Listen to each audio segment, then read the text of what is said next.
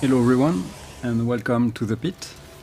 We are going to start this episode by doing some equipment handling. Let's see, Solomorne, I think I can give you something else.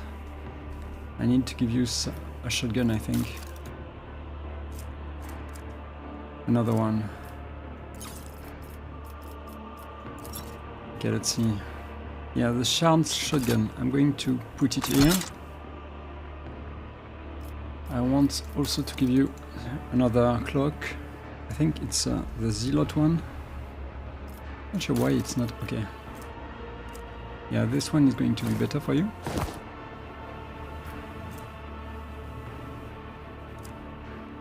Another shotgun, I think. Yeah, it's this one. It's going to replace my main shotgun, okay? Vesper, you don't have anything. That's wrong. So I think this is called Chill something. No? Yes. Chill. Okay, better. I need to sell a weapon. I'm not going to sell everything, I'm just going to sell this one because it's easy. Okay. Yrliet, you need another cape. I think it's called Fury. But it's a cape. I think this one is going to be better for you. More critical hit chance. And Idira. Need another pair of boots. I think this one is better for you. Yeah, it's better. Okay, that's it. We are ready to talk. Or to heal everyone. I'll remember this. Let's see. We are going to start maybe with Idira.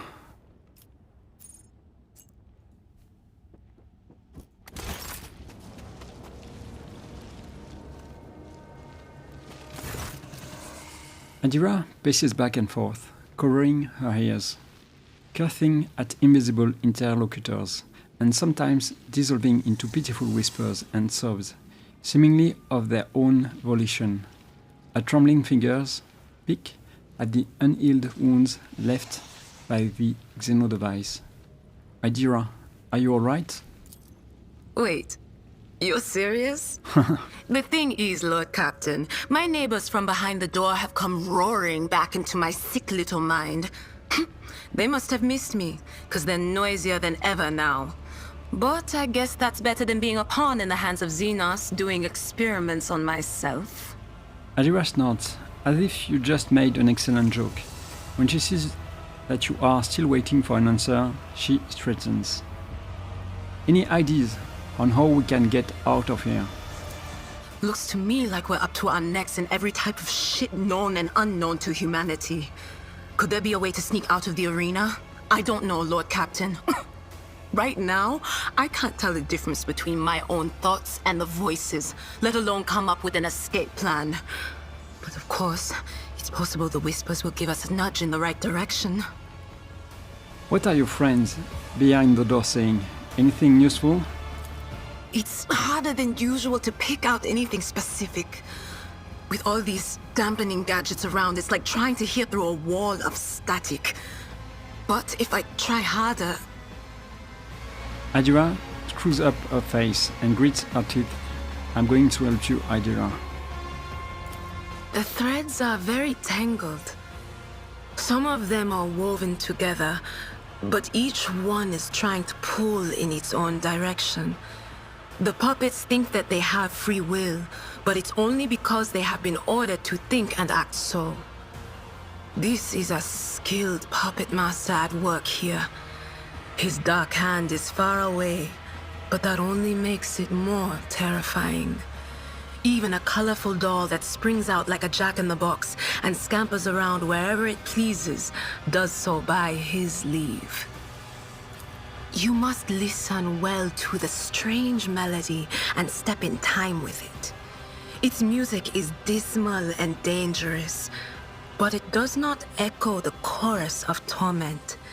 This does not mean the dance will not be bloody, but once you learn it, you can lead the steps. Let's dance. Little time is left to gulp down the bloody dust. The twisted mirror with no reflection beckons you into its labyrinth and offers hope in a moment when death is inevitable. I can't make out. Damn it! It's a lost cause, Lord Captain. Visibly straining, Idira listens to the silence.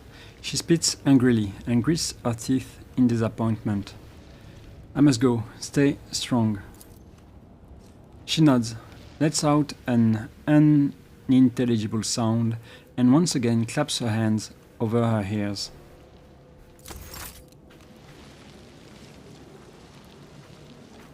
Let's see. Let's talk to Solomorne now. Okay, maybe I can heal you.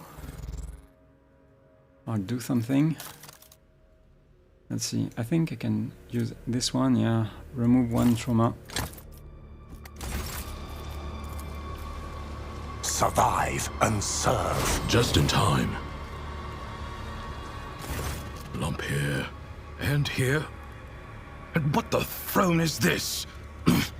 Bloody freaks gutted my dog out. Rogue trader. How long have you been standing there? Do not lose control like that again. I will not let you off so easy next time. Rest assured, I won't fail you again. And as proof of my intent, there is something I must do. I need to tell you something about my past. If you care to listen, that is. What do you wish to tell me? It's about what really pushed me into the pit of anger.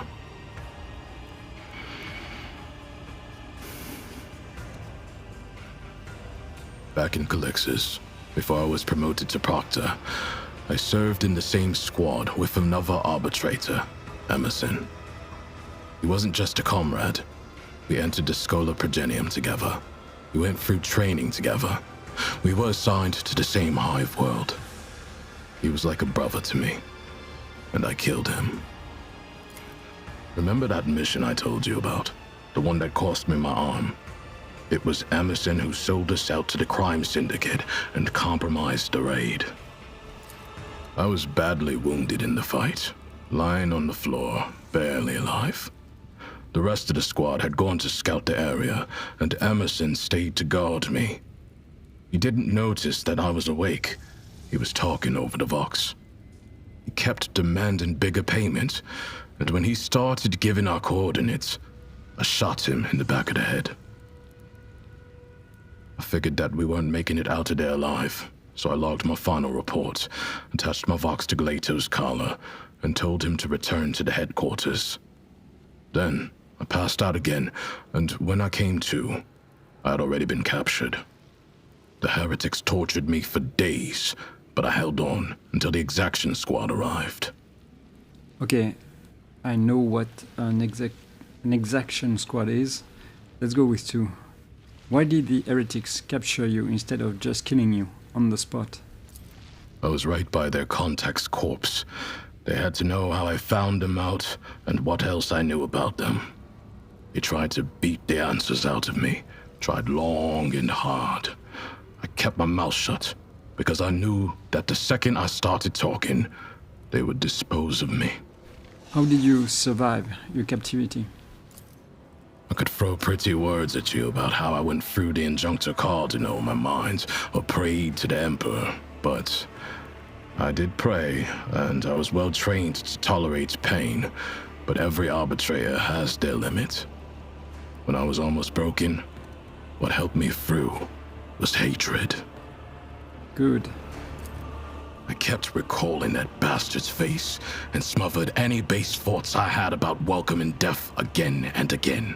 Hours of agony, hours in the whirlpool of pure rage. What happened next? I was put under investigation, but was cleared of the charges and assigned to piety without Glato. The most corrupt hive world in the Drusis marches. 2 years among the vilest dregs of humanity. It was a test, and I passed. I got my promotion, got Glato back. But after Emerson's betrayal, I was never the same. You did the right thing by executing your former comrade. I know. I came to check how you were doing. Better. Sometimes it feels like I'm slipping, but then I remember what you said, and my head clears. I still have the same hatred boiling inside me, but now I have means of releasing it, by bringing it down on criminal carrion, and not just on them. Every doubter, every freethinker, anyone who shows any sign of being unreliable, I will judge as I would an outright heretic. Only then will I make people respect the Lex Imperialis. Okay. Do you have any thoughts on how we might escape Komorag? First, we should establish how the Xenos themselves leave this place and slither their way to the Coronis Expanse to pillage, slaughter, and take prisoners. Once we have that information, we will need to fight our way to the exit. And for that to succeed, we should already be looking for capable fighters. True. Although, that last part stopped being a concern the moment an Angel of the Emperor joined you. What other reinforcements would we even want? A dreadnought? Rest up, Solomorne. The Proctor nods and goes back to examining Glato with a grim expression. We need to fix Glato too. Okay, let's talk to Ulfar. Maybe let's heal Ulfar first. Consider yourself spared. No Medicae needed. Just give me some mud. Let us raise our cups at Vater, in honor of deeds accomplished and in expectation of those yet to come. Why do you call me Hate Vater? This is the name given on Fenris to a pack father, a commander or captain. An Et Vater answers to a Jarl, the commander of a great company. Since you are the one who commands your crew, and I follow you at present, I am granting you the honored title of Et Vater. A fine addition to the list. Your credentials are unknown to me, but none of them bestows greater honor than the one I have given you. How were you planning on getting out of here? I have had a few thoughts on that score, but don't try to pry them out of me. When the time comes, I will share them with you. Okay. He's suspicious of me, I think. Despite his worthy attempt to play the fool, the Space Wolf cannot deceive you. Ulfar does not fully trust you, and he is carefully observing your reaction. Interesting. Why do you devour your enemies? Why do you think? The giant space marine grins, baring his teeth, and inquires innocently. The Homophega is clearly involved here, the genetic gift granted by the Astartes, by the Emperor. This organ links the brain and stomach of a space marine, allowing him to absorb information from the genetic code of any flesh he consumes. It has to do with the Homophega, yes? You are very well informed. Far more than a common mortal ought to be. Yes, it is true that I have gorged on the flesh of my enemies to reap the secrets from the steaming flavor of their meat. I have slain many Xenos and feasted on their flesh. My captors have watched me do it and taken glee in it. while I have been gathering information and planning my escape. Smart. Tell me about your brothers, the Space Wolves. Not everyone is granted the right to ask such questions. But you... I shall allow it. What do you want to know about the Astartes from the glorious Fenris? Who are the Space Wolves? Vilka Fenrika. That is our name in the old tongue of our world. We are the fiercest of the All-Father's warriors. His executioners. His retribution.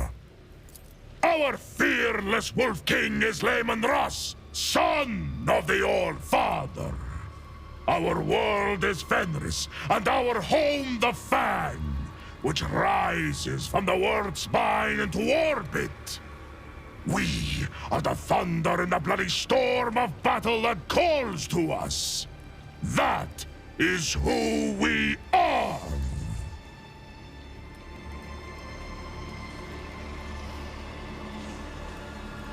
I have to be careful. I don't trust him either. Thank you for your answer. But there is more to our spirit than grim destruction alone. In the Hall of Heroes, we hold feasts the likes of which you will see nowhere else. To thundering laughter, we raise our horns, tell our sagas, and honor our glorious fallen. Though the body of an Astartes is built to be immune to the effects of drink, we invented a way around this taboo. The mjod we brew can overcome even our blood. It makes us drunk, and makes our feasts jovial occasions. Mjod. You can brew it nowhere else but on good old Fenris. No other world is home to such poisonous plants. Fenris, what is it like? Fenris is home. A harsh land of harsh winters and harsh people.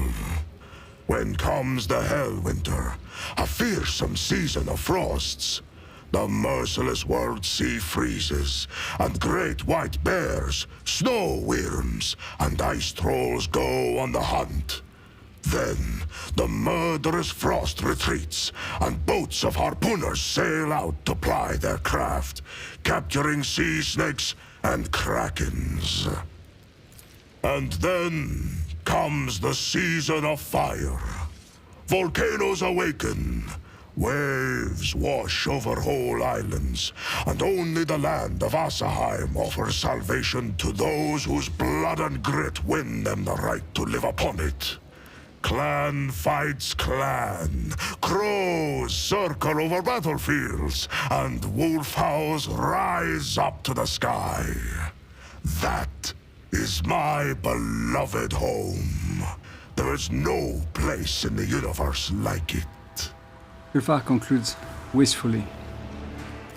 Tell me, Edfater, what is the most fearsome foe on Fenris? Willy glint appears in Ulfar's eye. Ah, come on. I failed this? Why? Because J is not helping. Fenris is known as a death world for good reason.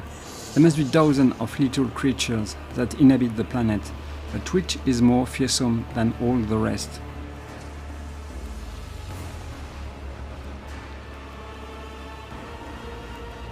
I have no idea.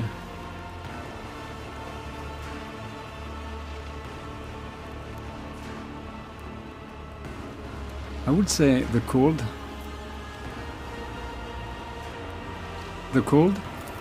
The frosts of Hellwinter are fearsome, but known and predictable. No. The curse of the Wolfen is the most fearsome and most terrible foe on Fenris. In the heart of every brother, there lives a dark beast, bloody and forever ravenous. He hungers to kill, not for glory or duty, or his battle brothers, but solely for the sake of killing. For he who falls to that dark beast, there is no joy or thrill in slaughter. There is but dull rancor. In icons I have seen, Astartes look much less wild. Let me check what I can see. What I can say. Yeah, let's go. In icons I have seen, Astartes look much less wild. Our gene seed is unique. Lehman Ross blessed us with the Canis Helix, a genetic gift that heightens our senses, making them sharper than those of brothers from other chapters. The Canis Helix kindles a bloodthirst in our hearts and changes our appearance to resemble the lethal wolves of Fenris. For a Space Marine chapter, you are far from orthodox. The wolves do not take orders from outsiders. We keep the old ways, not the Codex Astartes. We fight in packs, and we are trained and healed by our wise rune and wolf priests. We do not find honor in adorning ourselves in laurels, but instead etch the full names of our fallen kin as a promise of vengeance, and draw strength from that promise. What do you believe in? We believe in the great wolves, in the deadly Blackbane and fierce Drakan the Thunderwolf, in the redoubtable Hagar the Mountain Wolf, and in the Bloodied Hunter. In the wolf that stalks between stars, who follows us wherever we may go. And in the uncanny two-headed Morkai, guard of the realm of the dead. Of the great wolves, some show us their favor. Others are more malign. But each teaches us a lesson. For that, we praise and honor them. Does that mean you do not believe in the immortal Emperor of humanity as a god? The All-Father is not a god. He is the best of all humans, our perfect forebear. His blood flowed through the veins of Lehman Ross, and Ross's blood flows in me. Does that make me a god? My respect for him has no end, and I am ready to die for him. But what place does faith have here? Is the All-Father like the massive Iron Wolf, whose every tuft of fur forms a mountain on the surface of Fenris? Or is he as enormous as the Sun Wolf, which rises to hunt every morning and fills our world with light? The All-Father is not a god, but the highest of humanity. Ordinary humans struggle to grasp this, but we, his warriors and offspring, remember the truth. I also believe that the Emperor is a man, and not a god. It makes his deeds all the more glorious. Battling gods is child's play when you yourself are a god. But if you are a man... now, that is the stuff that sagas are made of. What else do your wise priests do? Lacan the Ruined Wolf once shared the mysteries of the healing potions and the secrets of magic sagas. He taught them to see the past and future in throne runes, to call down storms, and to carve powerful talismans. You sense not the slightest power emanating from the charms Ulfar is wearing. Yeah, I felt that because I can't rely on Idira. You spoke of full names that give you strength. What is your name in that case? Ulfar Redmane. That is what my brothers call me. The primitive culture of Fenris could well have bestowed such a simple and banal name upon Ulfar. There is nothing to wonder at here. All you feel is pity for the space wolf. Yeah, my perception is also not great, I understand. Do you? And there I was, about to round off my story with a short 400-verse saga about the gifts of Lacan the Rund Wolf. My curiosity has been satisfied. Should what I told you reach other ears, I shall take your tongue. How did you end up here? What do you want to know? What brought the space wolves to the Expanse? Or how I ended up in the non-human's dark city? Why did you come to the Coronus Expanse? An inquisitor by the name of Calcazar put out a call for aid. My wolf lord did not refuse him, and had 2 packs deployed to the Expanse. We never trusted this ally, but a blood debt for a service rendered in the past forced our hand. The Inquisition wields immense power. The entire chapter might have come to the Coronus Expanse had Calcazar requested it.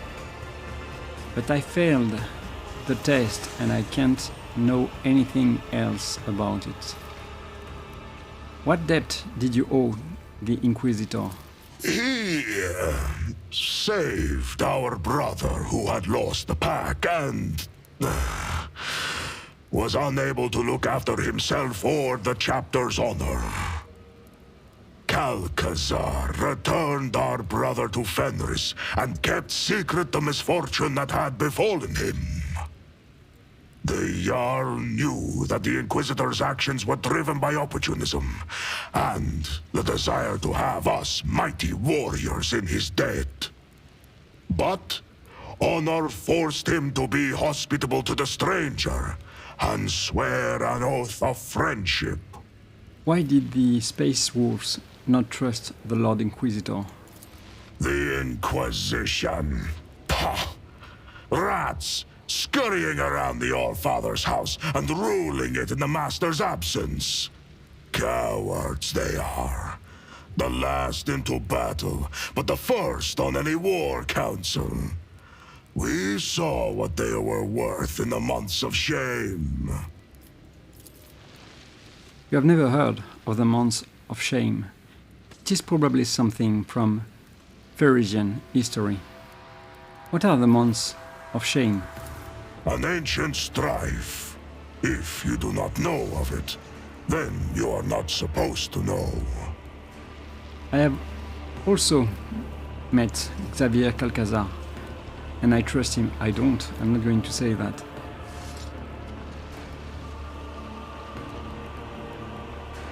I'm not going to choose 3. I do not trust Calcazar. He is suspicious. We also decided to be cautious. His words flowed like honey, and he seemed an honorable man. But lies always look like truth, don't they? That arrogant chief thought he could give us orders. But we wolves have always followed our own instincts and hunted in our own way. I wager that boiled his blood. The red-haired space wolf chuckles smugly. What do you know of Xavier Calcazar's plans and objectives? In warm furs, the old man does shroud his body.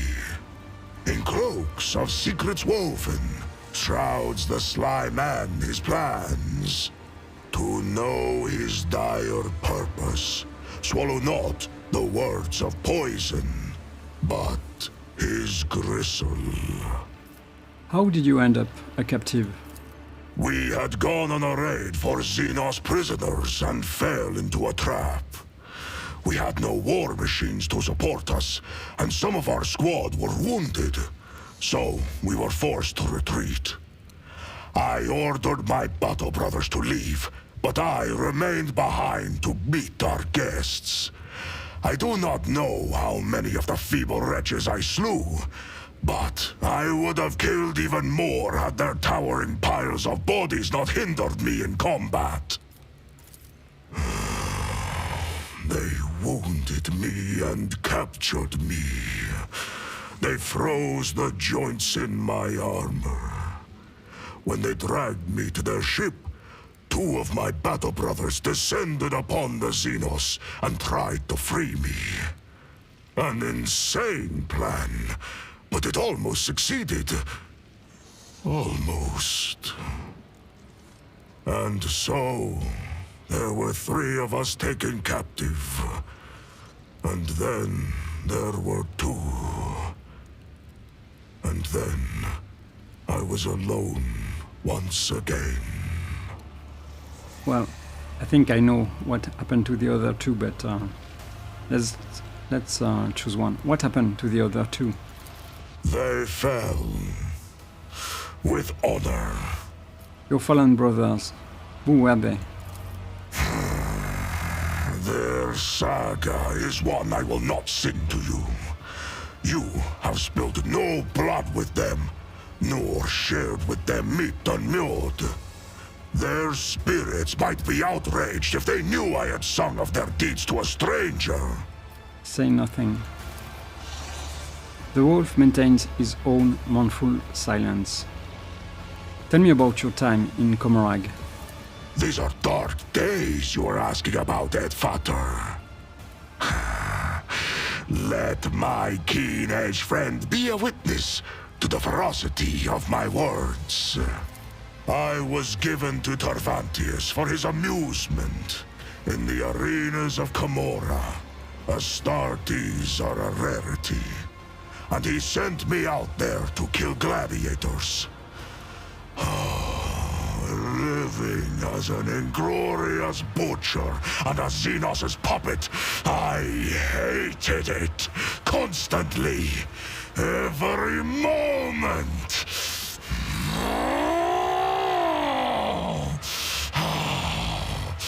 I had to take care of my mind before it was twisted to the 7 hells. Every morning I made entreaties to the Allfather, and every night I appealed to Russ. I trained my body, read the litanies, and in the darkest moments I recited my own saga. I recalled every battle, every wound, every brother. And that is how I survived. The red-haired space wolf fixes you. I always survive. Fixes you with a fierce glower and then turns away. I see. This was a bleak saga, Edfater. Answer a few questions about yourself. Instinct bids me to remain silent. Such knowledge is not to be shared with just anyone. Only those who possess my complete trust. And I don't have it. I must take my leave. Fenris Hylda, Edfater. Okay, let's talk to Jay. Who are you, Jay? I think it is time to know.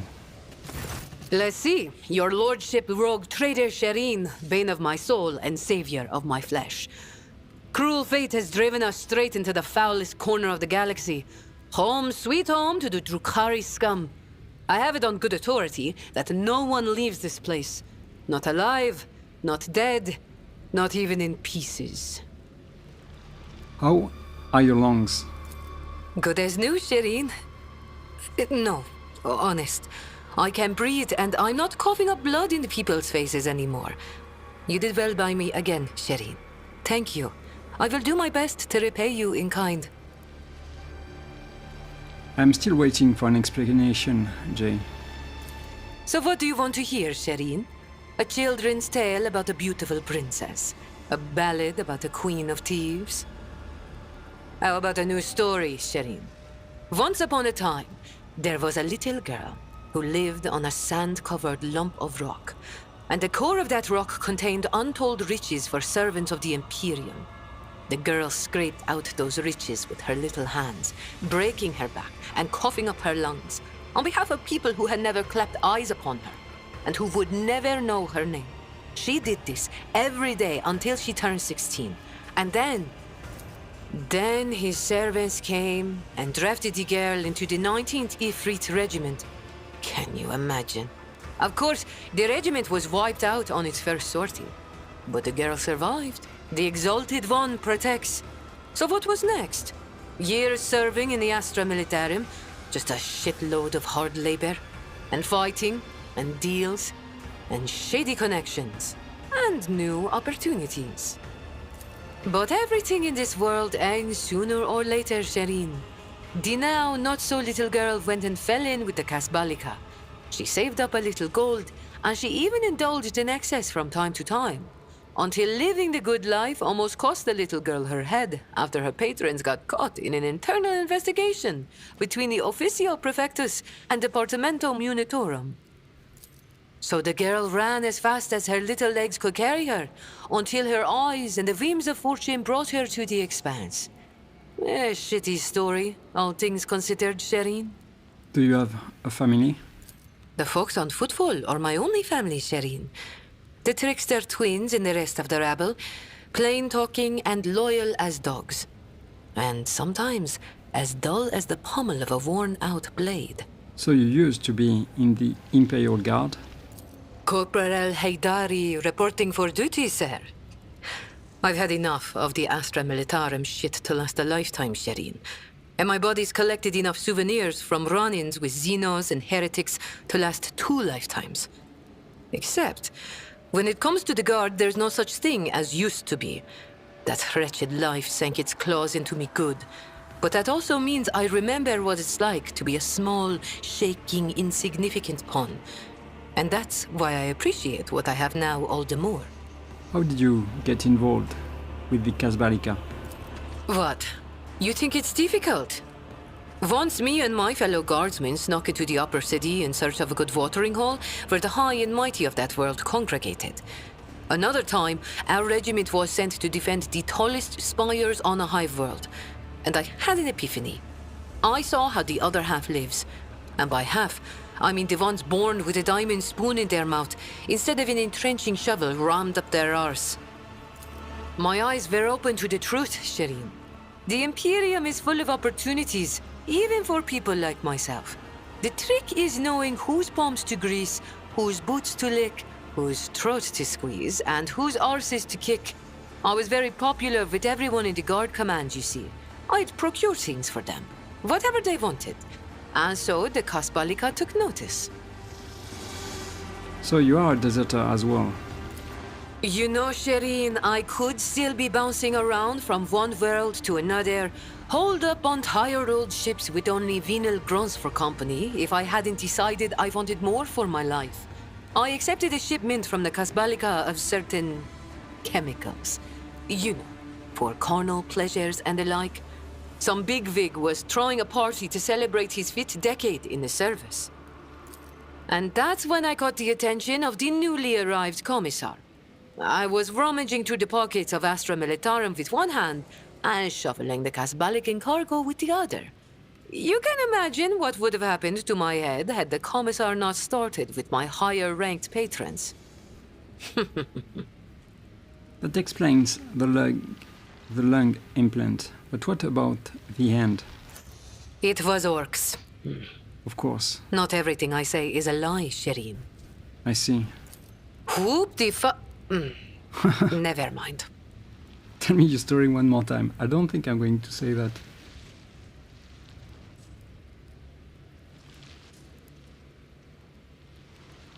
Okay, let's go with 3.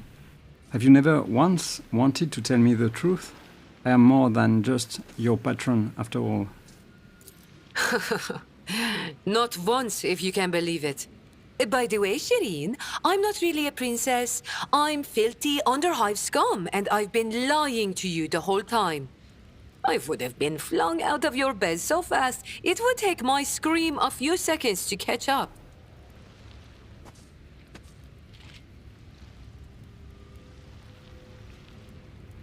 Okay, let's check what I can see. What I can say.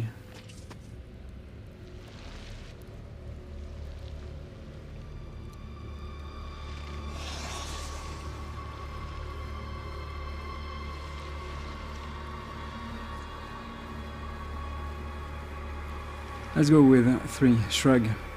If you are wondering whether things have changed for me now, the answer is no. You haven't changed, and my feelings haven't changed.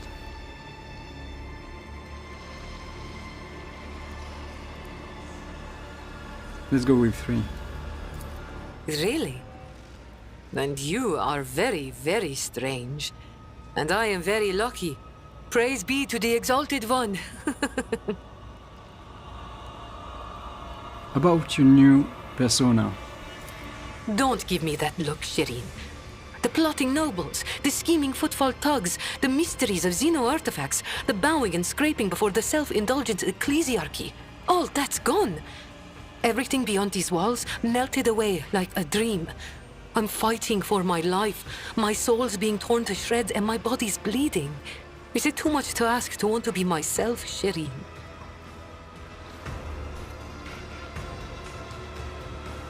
If this is closer to the real you, then you can keep acting like this. Sorry, Shireen, but that's not going to work. All the poor wretches on footfall know me as the sweet-spoken lady from the hot planet. I've played the princess for too long to just smash her to pieces. Jay's split lip trembles before twisting into a bitter smile. But thanks for the kind words. It's good to know that my soldier's tongue hasn't scared you off. Jay grins again, this time much more warmly.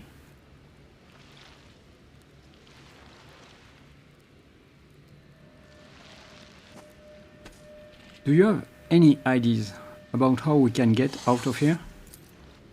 That's a negative, Shireen. Hatching clever plans has been the last thing on my mind recently, you see.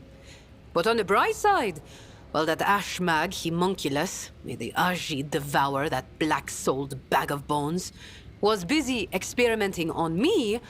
I managed to nick a couple of trinkets from his laboratory. Here, they may come in useful, if not for escaping, then at least for surviving in this rotten hole.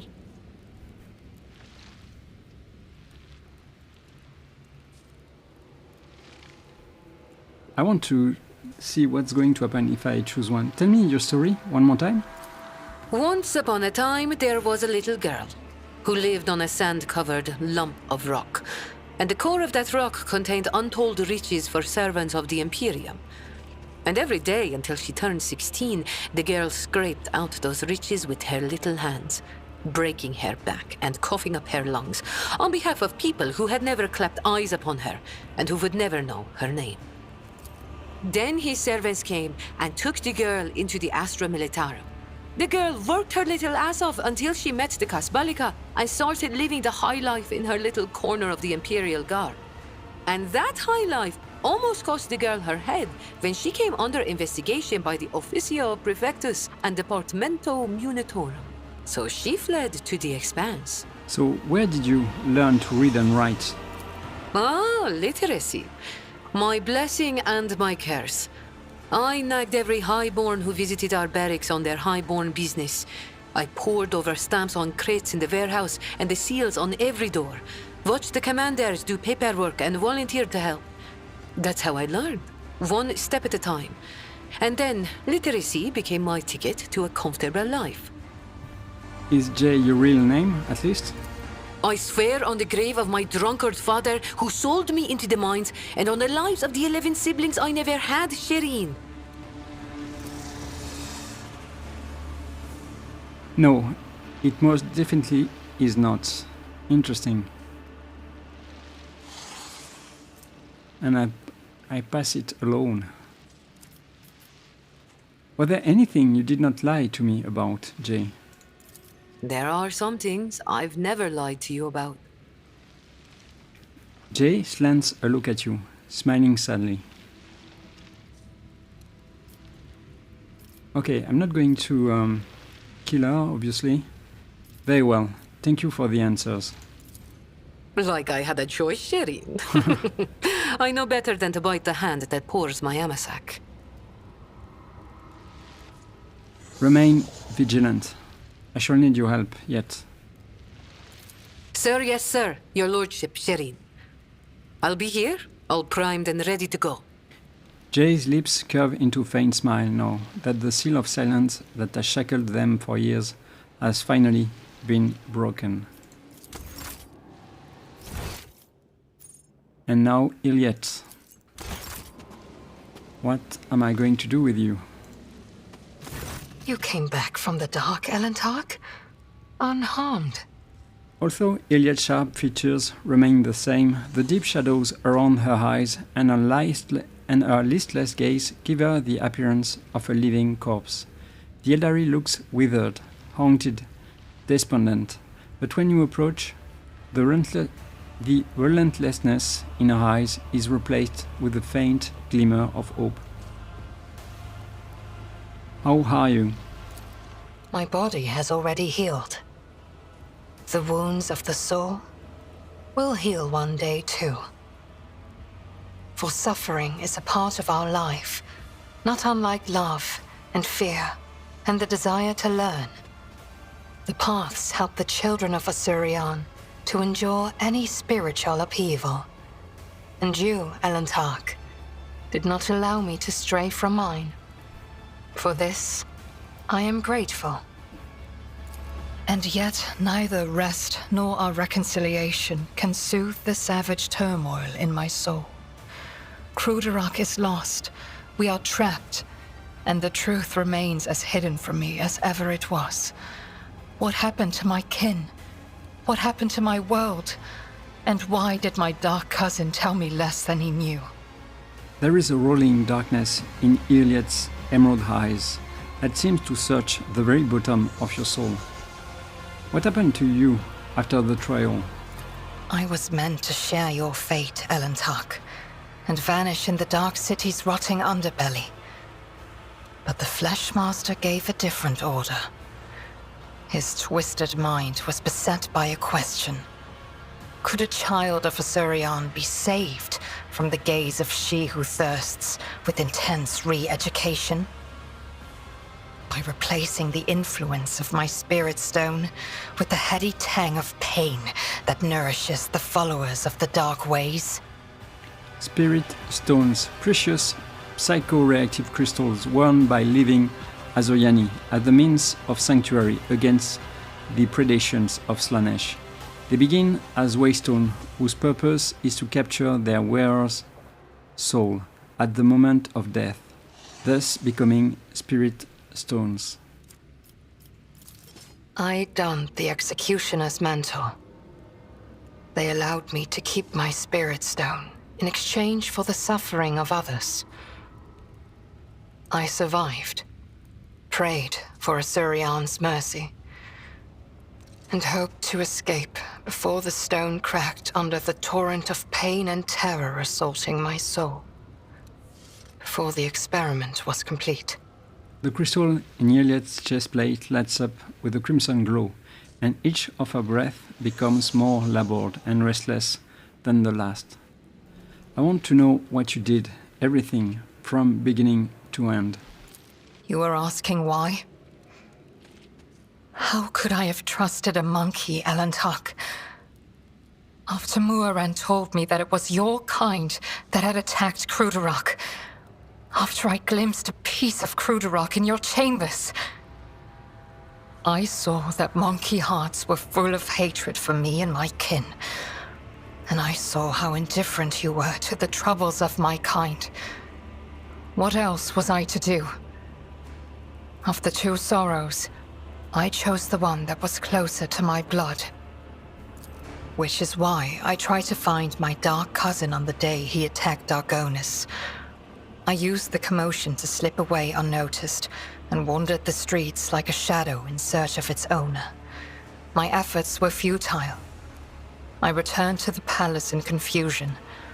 I waited for my fresh wounds to stop aching and for the watchfulness of the surrounding monkey to fade like the mist on an autumn morning.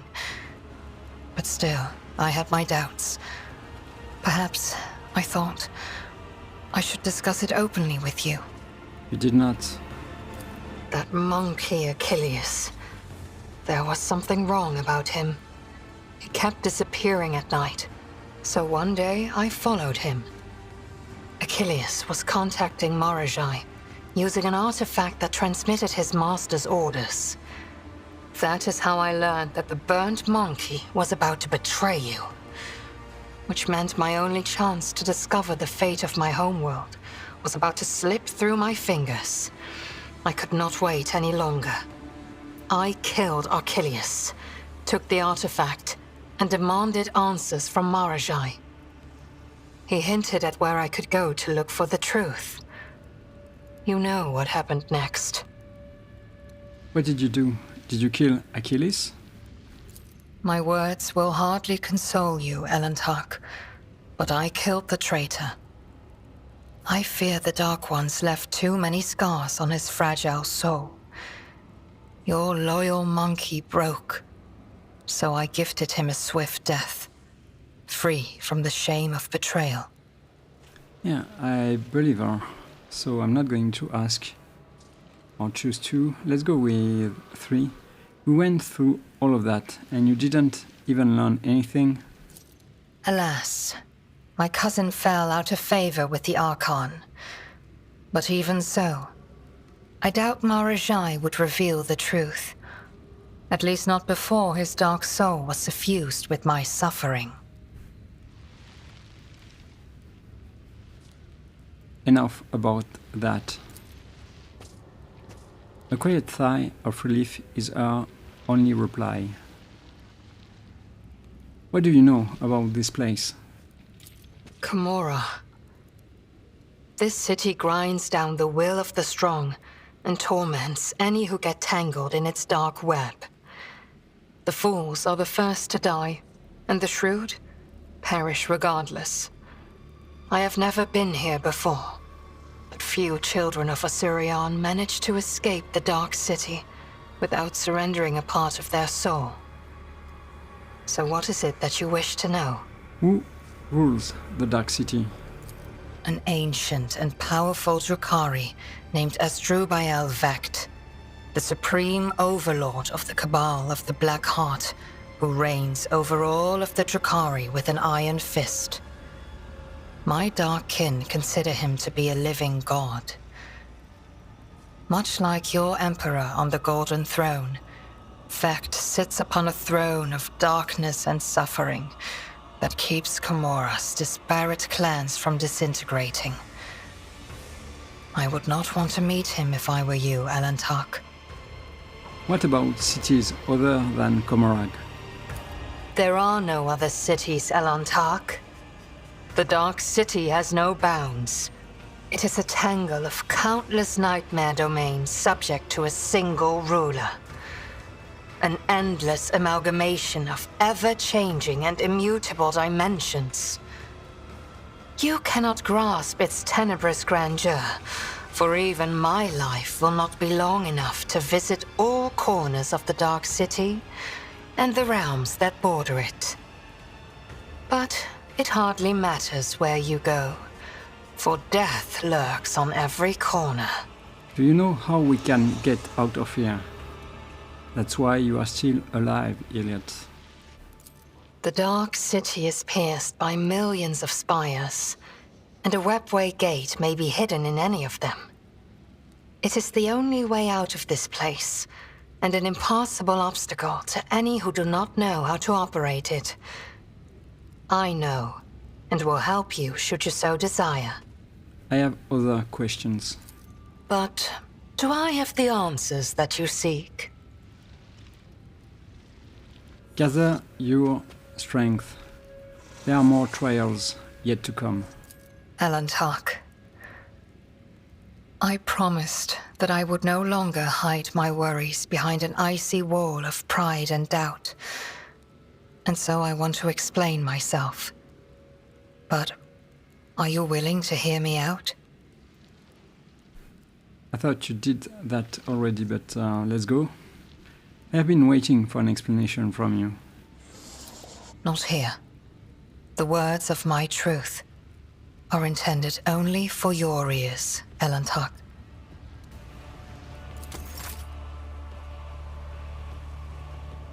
Severan, Yrliet's usual pride and arrogance give way to awkwardness and confusion.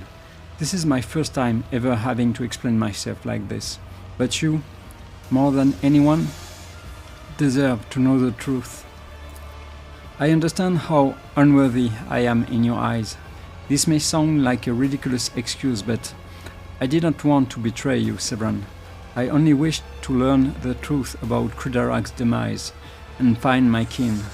And when I saw the shard of my world in your dwelling, that trophy mounted on the wall, I was beside myself with fear and rage. And when my dark cousin whispered in my ear that he knew the answers to my questions, I made a mistake. I trusted my kin, and fearing that you might refuse me if you knew where I had been getting my orders from, I simply asked you to direct your ship to the particular system. But you could have warned me, right? Did I trust Marazhai? No, of course not.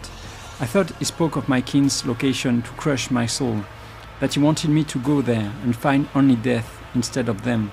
But hope for the better, prevailed over my faith in you, Elantak. Yrliet sighed awkwardly, avoiding your gaze. Filled with hope, the thought never even crossed my mind that this single thread, forever slipping from my grasp, would lead us to the very heart of the Dark City. I am sorry, Severan, and I wanted you to know that.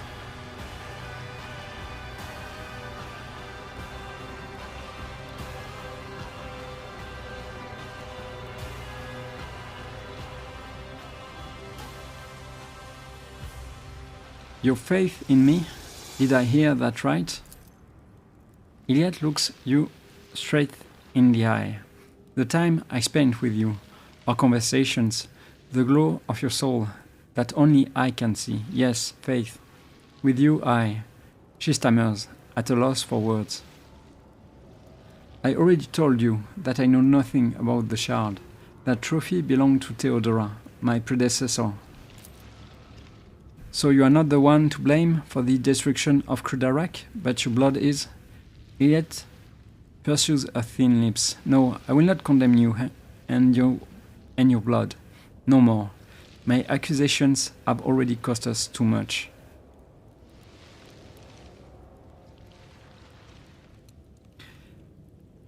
I haven't been honest with her, so I don't think I'm going to choose one, but I could hide my true intention.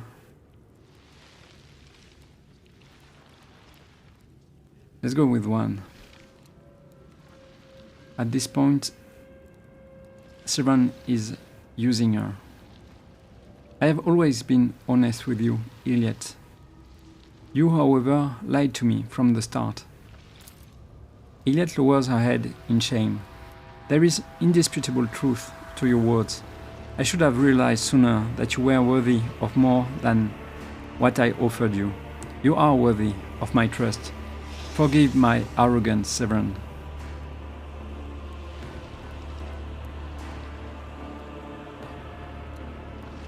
Let's hide our true intention, or what we are thinking right now. He's going to lie about what he's thinking and how he's feeling. I understand why you did that, and I forgive you. Yrliet's eyes widen in surprise. I give you my word, Severan. I will never betray your trust ever again. You have shown great compassion by accepting me and forgiving my deed. I do not know if I would have been able to do the same. It pains me to know the hardships you had to endure because of me, and you still suffer in this cursed arena, in this cursed city. I also... Yrliet pauses, as if hesitant to continue. My soul is crushed, Elantak. The loss of Krudarak, the horrors of Komorrag, and the Drukhari's attempts to re-educate me. I have fully paid the price. I have lost my path and can no longer meditate. My body and my soul know no peace now, and that means that she who thirsts will soon turn her predatory gaze on me.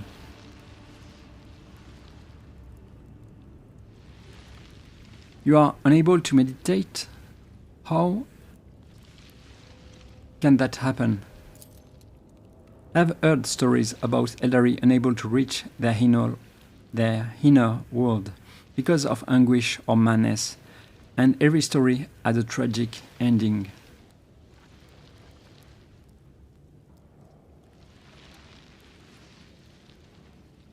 How are you going to regain your powers now? I do not know. Sincere hopelessness rings in Yrliet's voice.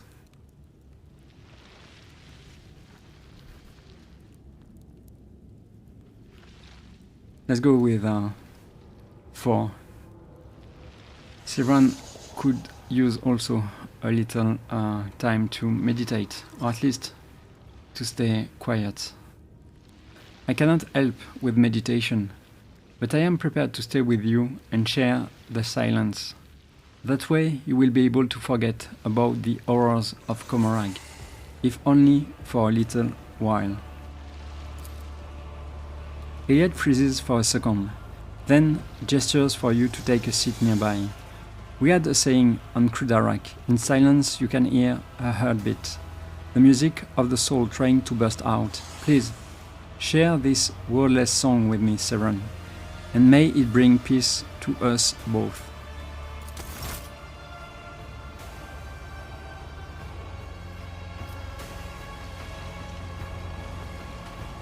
Well, I think this is it.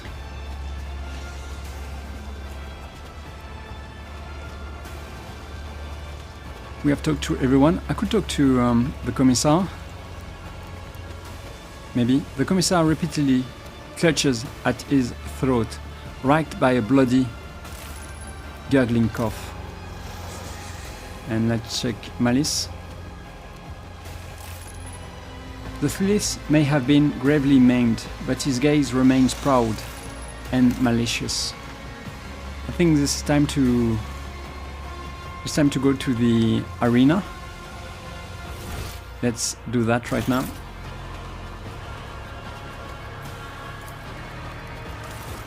So, yeah, this is easy.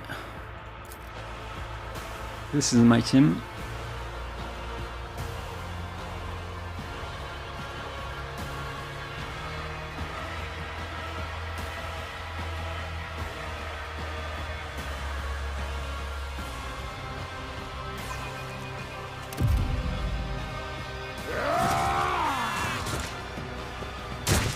Let's see where we can go. I think this is the portal to the arena. Intriguing.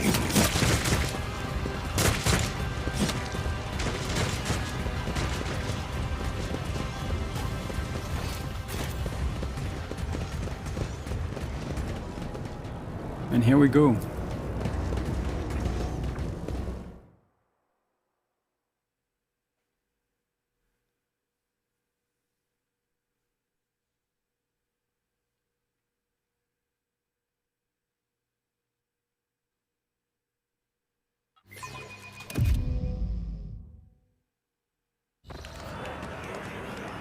Thirster of war, an exquisite strife awaits you.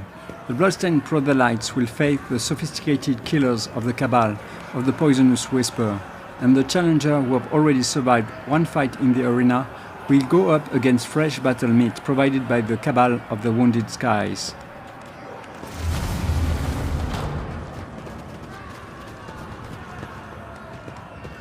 No, I won't go, please. I want to live. This is the Commissar.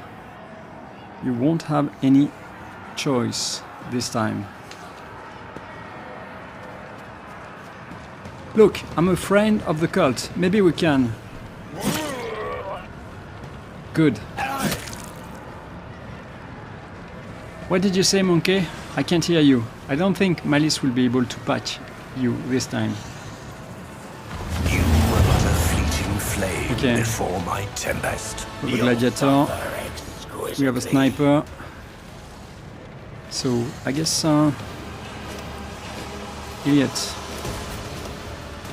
Let's put you here. Okay. Next. I think Solomorne is pretty weak too, so...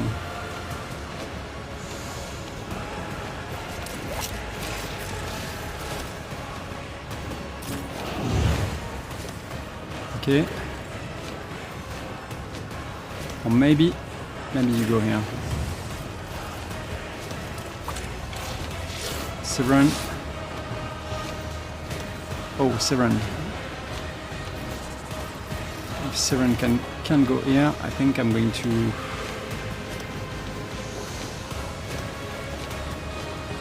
Not sure.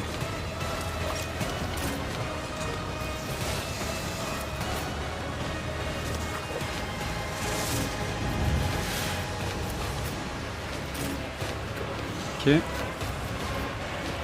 Should be okay. J.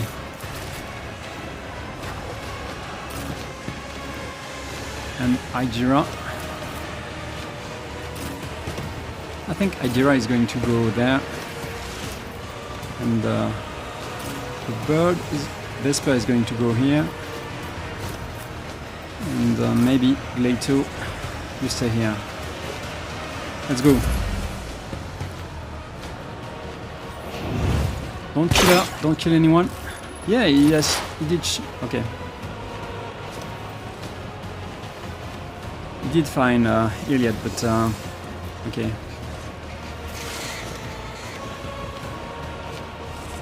Okay. Let's go with perfect shot. If it precise serves your attack. cause. Okay. Why? Come on.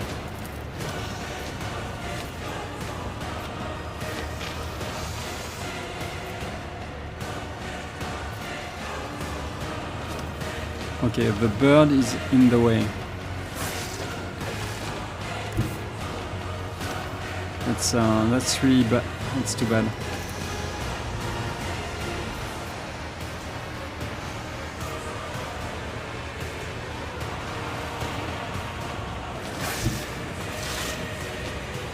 Okay.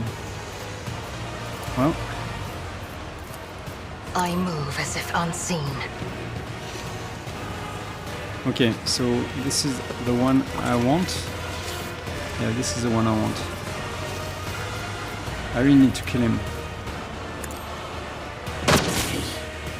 Yeah, it's not going to work.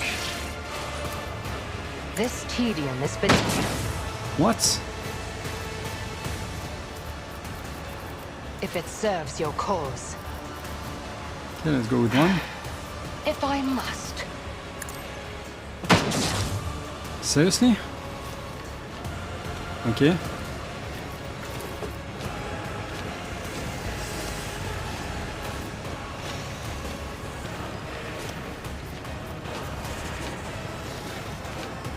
Well. That's really bad. If it serves your cause.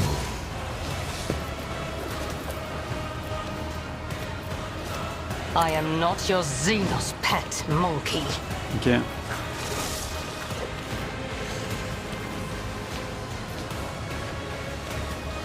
Let's go with this, I guess. I understand your intent. Not crazy, but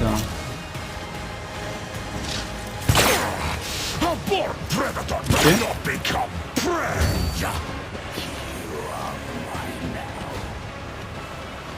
Another scar from my collection. so let's see.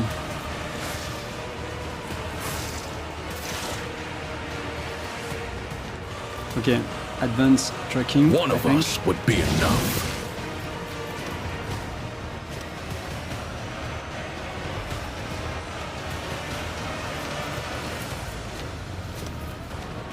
Let's go with this one, I think. Plato, we're undertaking this task.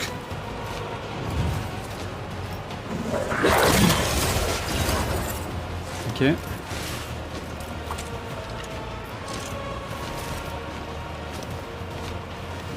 I think I'm going to go with this one. The guilty will fall.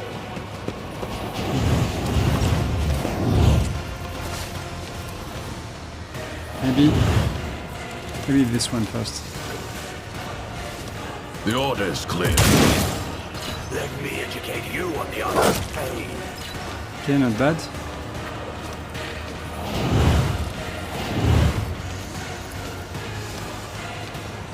Maybe. I will take your heart out for this. Not bad. Okay. I'll take it as a priority. So, I guess I'm going to shoot this one.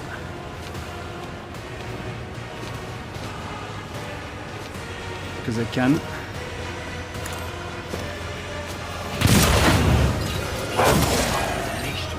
Okay.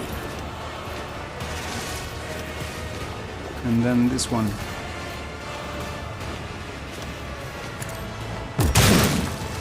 Not bad.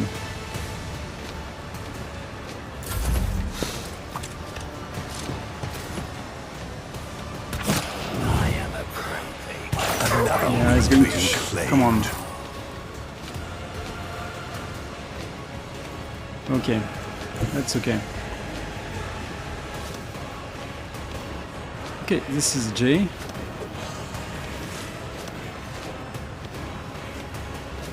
What can you do, J? Okay, this guy is next.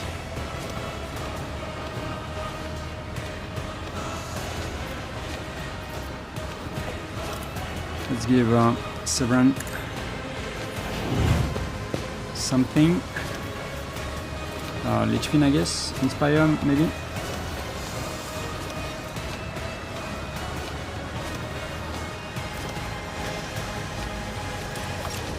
Okay, let's go with Inspire. Tell me, and it is done. Linchpin. Don't get too cocky. Let's move you.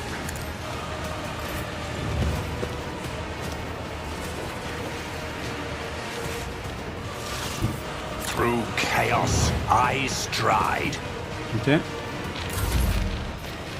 And let's give you this one. Am I getting paid for this? Okay.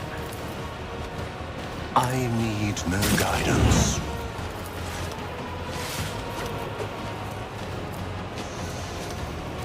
Let's go with this one, I guess.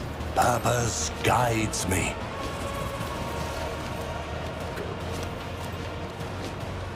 Okay. One step closer. I will a blood-soaked tribute. Not bad. If it serves your cause. Yrliet.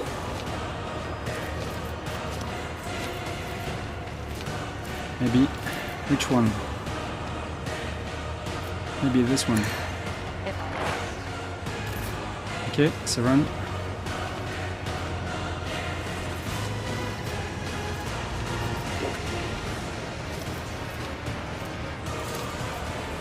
Purpose guides me. Okay. I mean,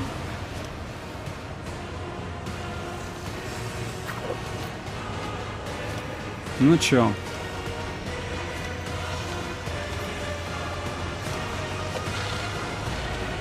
Okay, maybe let's go with this. Ravage and conquer. Okay, I need more points. That's yeah. Then I made a mistake. Let's say low.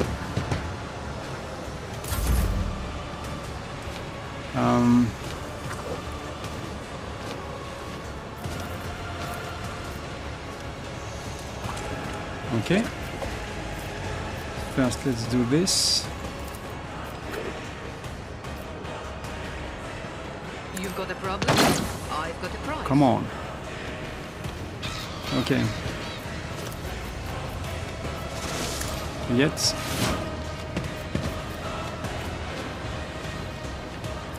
I'm not going to do this.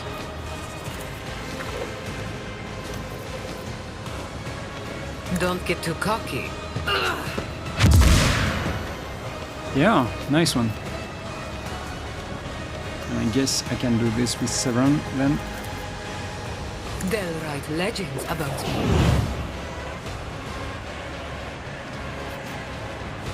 Okay. Shall reign.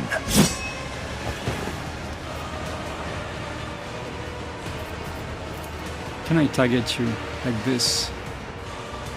Where are you? I need no guidance.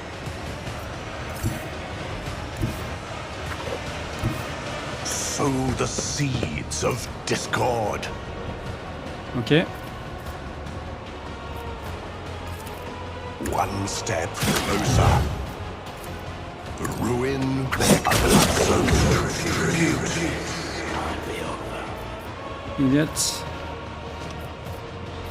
Let's see. If it serves your cause. This tedium has been...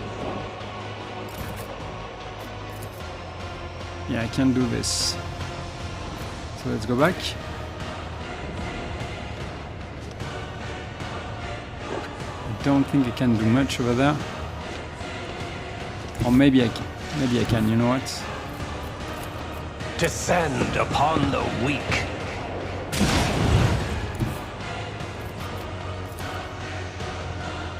I will triumph. I shall repay your strike, shan't I? Okay, where are you? Purpose guides me. Let me educate you on the art of... Oh, I need no guidance. should have done this, you would be dead, but I think this is enough. Triumph. Ruin beckons. Okay. J. I guess you can stay where you are. Yeah, and now... I think you're dead. Yeah, you are dead. You can do this. Purpose guide death shall reign.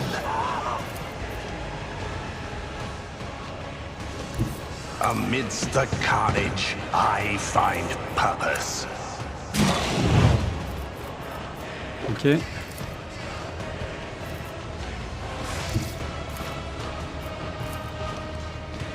Maybe not.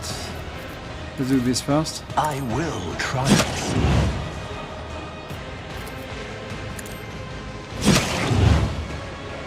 Yeah, that's too easy. I don't really need to do anything else, like... One step closer. How many?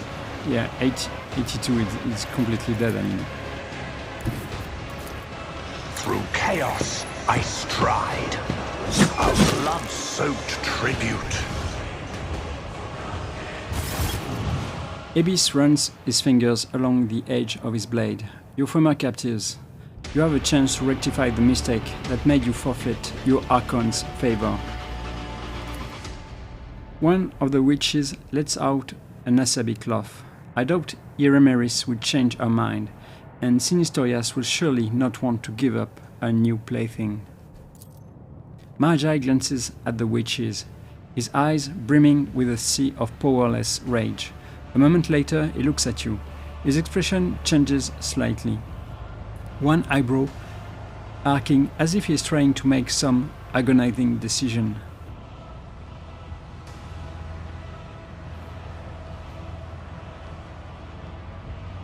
Let's go with one first. I was told I would be facing untested fighters, not the champions of the arena.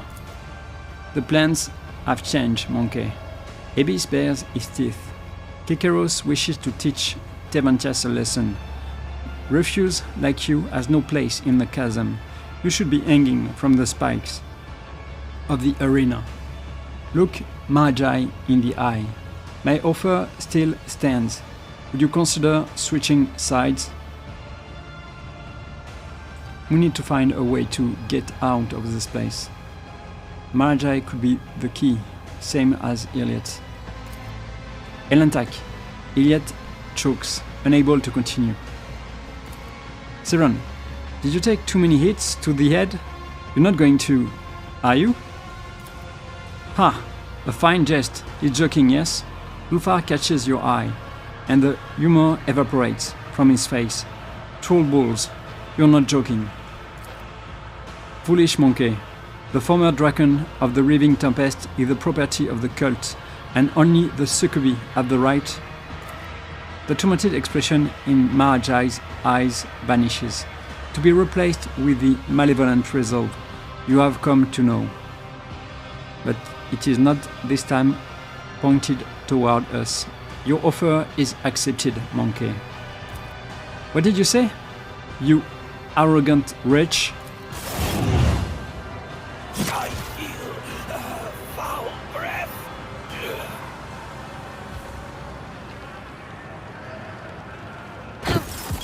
Let's see. Talk. Who will agonize next? So, Vesper is first, but he can do nothing.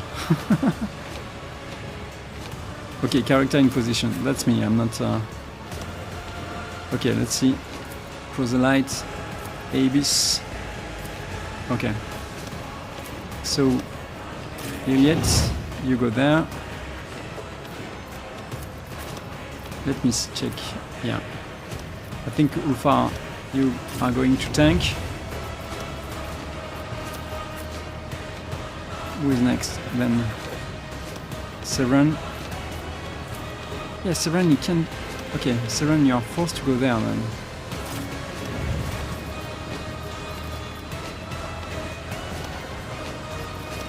Okay. Idira.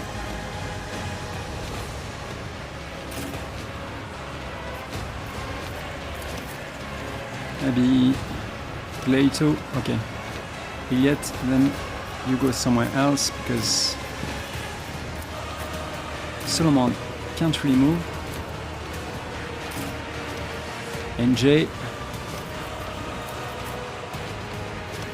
let's put you here. Maybe here. Jay, you go there. Okay, let's go. Bow to me. When Fenris is in battle, who shans bleed? Okay, so let me check something. This time I can shoot, right? Yeah, I can. So who is next? Yeah, they have okay. Let's go with precise I am attack. not your Xenos pet, monkey. Proselyte champion. If I must. Okay. If it serves your cause. And you. Okay. So, let's see what we can do. I think I'm going to shoot this one. Child, right? Yeah, child. Maybe this one.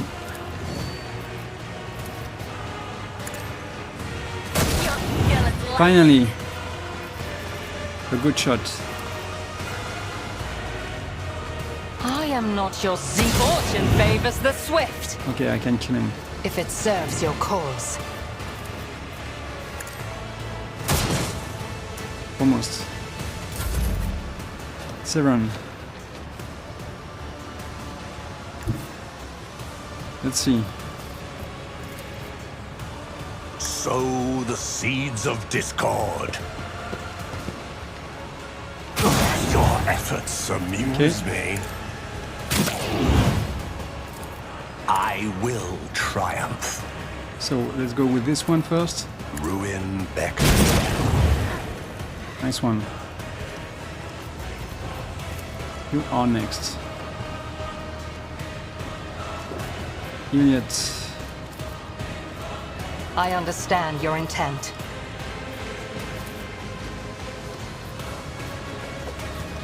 Let's go with this one.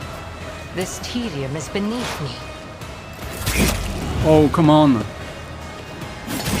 I skipped my turn. I didn't want to do that. I'll return the pain tenfold. Is that all you've got?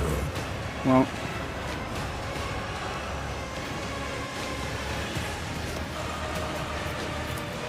Okay. So I skipped my turn. That's okay. Let's go with Ulfar. Tell me, and it is done.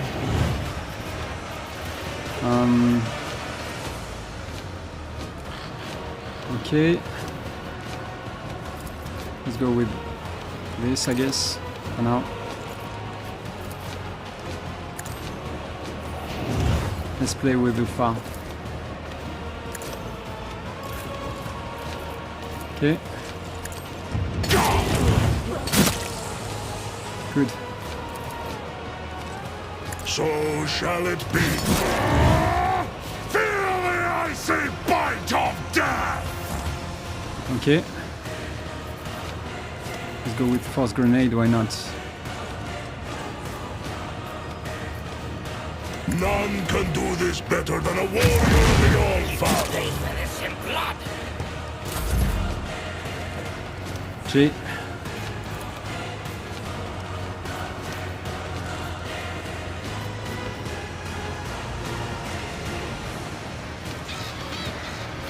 think Jay, you are going to move maybe or not? Maybe not. Okay. Let's try to shoot. No.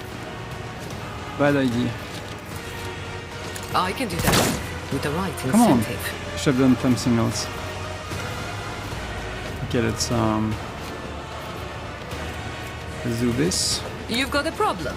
I've got a prize. And I'm okay with this. Okay. So.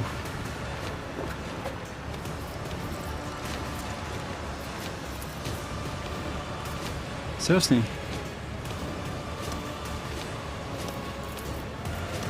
Okay. Let's go with this one then.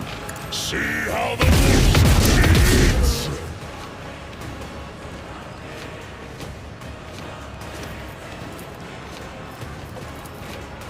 So it shall be. I will carve runes out of your bones. Okay.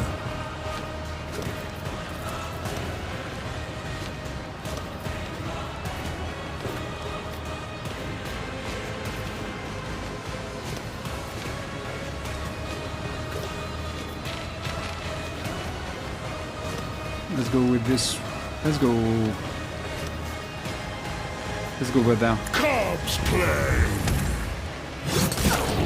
You will pay for this in blood. Will I? Wolf's Ray. Okay.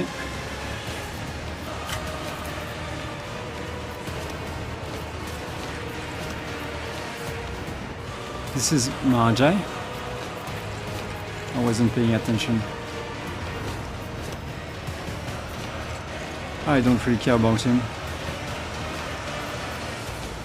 Let's go with rapid fire. Wolves. Vessel for pain. I am its master. Okay, Idira.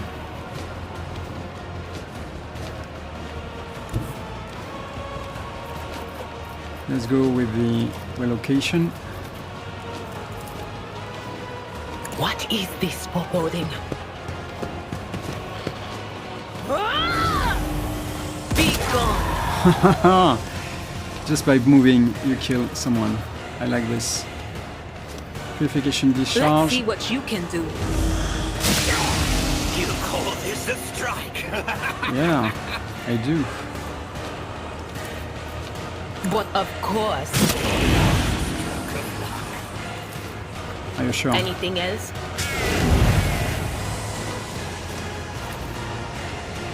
Okay, let's go with this one. On it.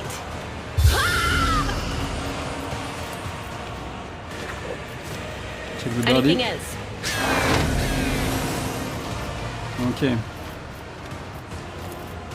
But of course. Well.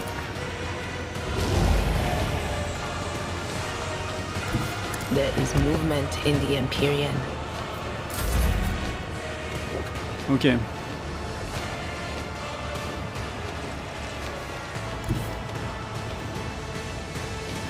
Let's go with advanced tracking as always. Let's test our skills, Gleito.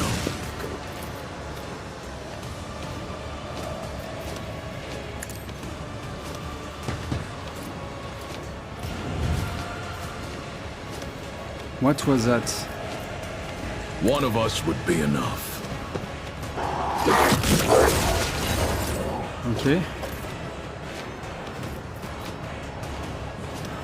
Well, he is dead, so... Gleito, we're undertaking this task. I'll show you the real Not thing. bad. Okay, let's try to do some consolidation. Move, move, move.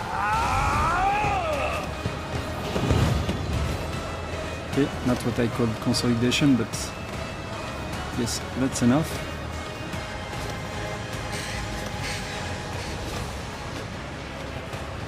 Hold the formation. Okay. Let's go with this, that's enough.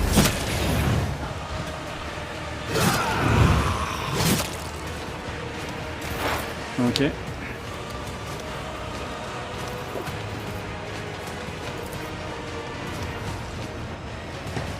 So three people, and they are going to suffer. I am not your Xenos pet monkey.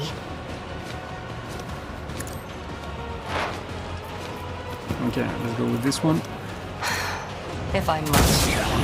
Woe to you! Yep. I deal death with my hands. Taste my blood. Let's wait here. So this time I'm going to play.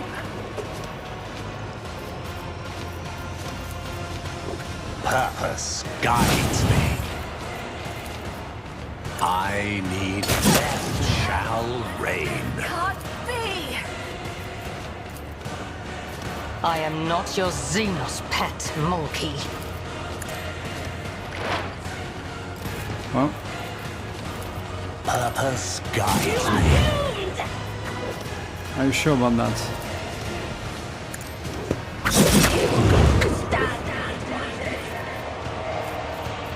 Yeah, I think I don't need to overdo it, I guess. Ruin beckons.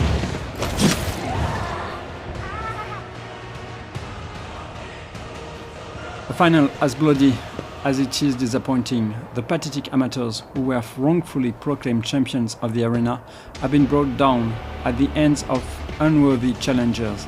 Impale the failures and glory to the victor. Get out, monkey, and tell Tevantias that he will pay for this insult. Marazhai shakes the blood off his blades and turns to you, battle fury still blazing in his eyes. A moment later, his lips twist into a smile. Well now, one can only marvel at the fickle turns of fate, rogue trader. Yrliet raises a weapon, uncontained rage flashing in her eyes. I will do what the Elantak did not have the courage to do. Oh, it was not courage. I was missing. Ah, cousin, you have inexplicably managed to earn the forgiveness of the one you betrayed and pushed into Komarag's embrace. And now you intend to go against his will by killing me? Your loaded Azuyani restraint is failing you, much as it has before. Yrliet hesitates for a few moments and shrinks under the mocking gaze of the Drukhari. So, monkey, Marazhai looks at you with a strange expression, as if struggling to comprehend what had just transpired. You really are intent on escaping from the chasm, aren't you? Bold ambitions for arena meets. Call me a monkey one more time, and this partnership is over. He grimaces. I will make an effort not to.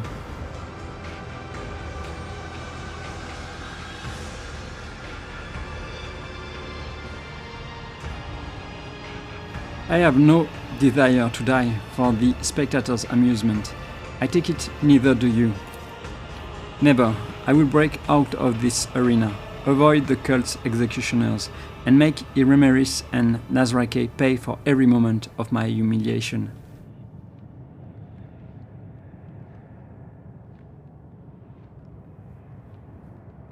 They will take us to the chasm now. Let us talk somewhere quiet.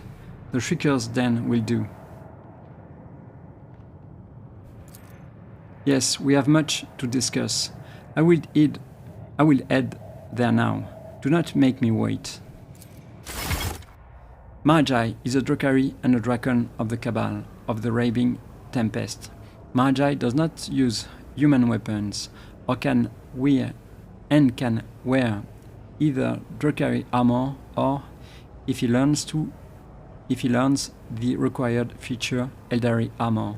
Marazhai's unique ability deals strength-based damage to Marazhai himself and inflicts the bleeding effect on him. While Marazhai is bleeding, he gains 3 resolve, and he can also obtain other bonuses as his power grows.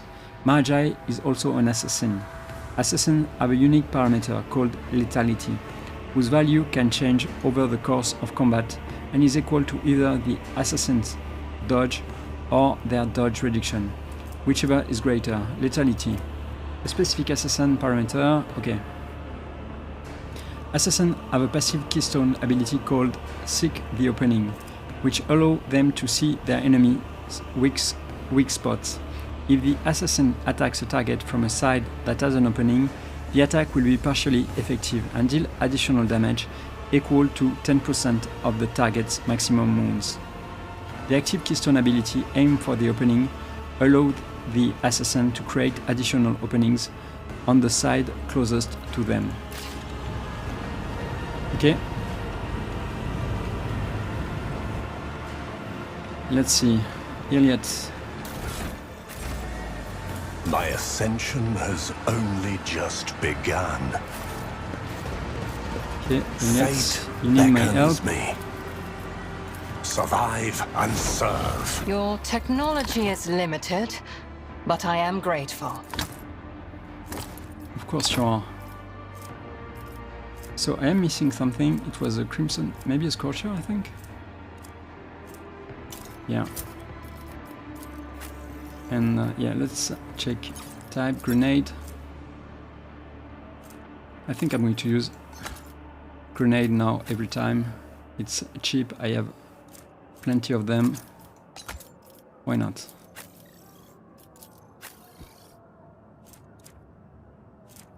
Maybe let's go with this one. Okay.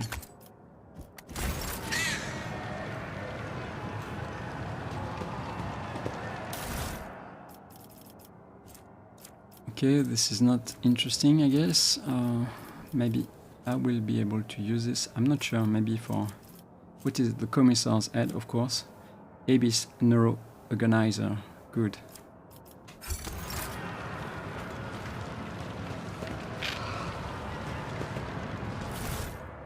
Okay. Embrace true power. This portal teaches 2 pieces of the Comorag's subdimension into a phantasmagoric canvas of the surreal.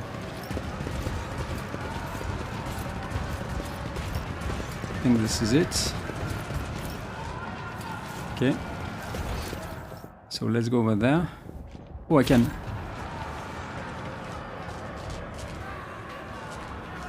Okay, I don't think I can do something, but can I enter the portal? I tread a path unexplored. I don't think I can, so...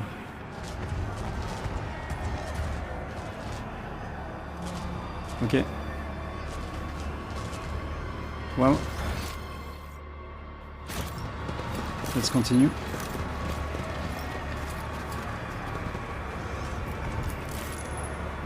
You scum! I don't want to die. I beg of you, end my suffering. Can I do that? Time to leave my mark upon the galaxy. This poor soul was cut up with sadistic precision to make the process as excruciating as possible. Let's continue to the street of the Caldon. And let's take everything we can. Yeah. Collect everything and leave.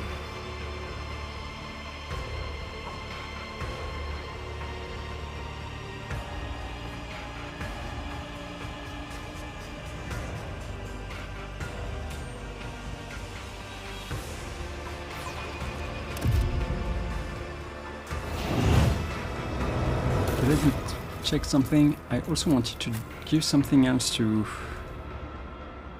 Ulfar. I think this is, yeah, the data loom. Why not? Okay. Let's remove this. Oldest to newest. Okay. Let's continue. Powers unseen uncover my path. What are you doing? My guests tell me that a scuffle is about to go down, and I wouldn't be surprised if it was at the Shrieker's den. Oh, Severan, the voices are...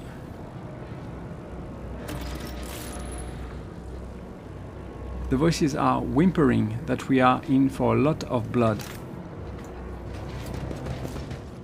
Okay. I guess he wants to talk to Marazhai. That would be my guess. To the pit. Okay, let's go back to the pit then.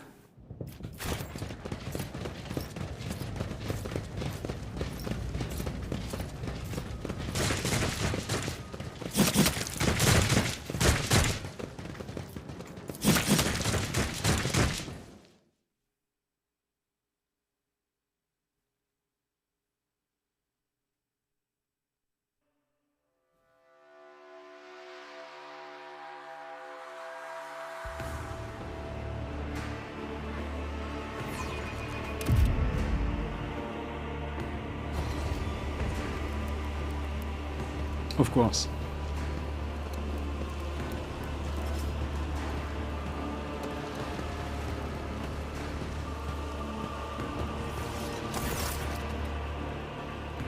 One of them is going to stay here, I think. Time seems to stand still when you enter. Figures cast in shadow, huddled against the walls, turn to you. Everyone except the few standing frozen in the middle of the room with weapon in their hands. Ulfar's rumbling, malicious laughter echoes off the lairs ceiling. An nimble pest, aren't you? You could have surrendered without a fight. I would have snapped your neck and spared your torment. But you choose to die more painfully. Marazhai lightly brandishes his blades, laughing mockingly in his opponent's face. I can continue dancing with you for a long, long time, but I am growing weary of your pathetic attempts. What is going on? Not all your lackeys are well trained, Severan. As soon as I crossed the threshold of this squalid hall, I was forced to take up arms.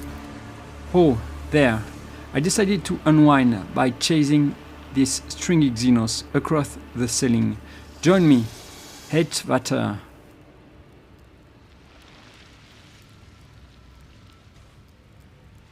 And what? The rest of you just stood by and watched? Lord Captain, it's none of my business. The thing that passed his scumbag, get the crap beaten out of him, is fine by me. I refuse to pay for the deeds of my dark cousin. Shireen, true wisdom lies in knowing when to step forward, and when to step back and blend into the wall. True. This foul creature became your property when you took him into your retinue. I will not attack your pet Xenos, but there is nothing to stop me from watching and praying that others less constrained by the obligations of his servants succeed in the attempt. I did not save Marazhai's life so you could take matters into your own hands. Put your weapon away, all of you. Ulfar slams his gauntlet-clad fists against his armor, heaving a sigh of disappointment. I am not one to end the battle while Xeno still stands, but no matter, scrawny inhuman, we will get the chance to finish this another time. Marazhai takes his eyes off the exit and looks at you. The contorted mask of battle rage slides from his face, and he sheathes his blades. If your lackeys have seen enough of the show, I have business to discuss with you, Severan. Marazhai is casually inspecting his armor for damage, seemingly unperturbed by the attempted reprisal against him. Monkey... rogue trader. There is something you must do for me.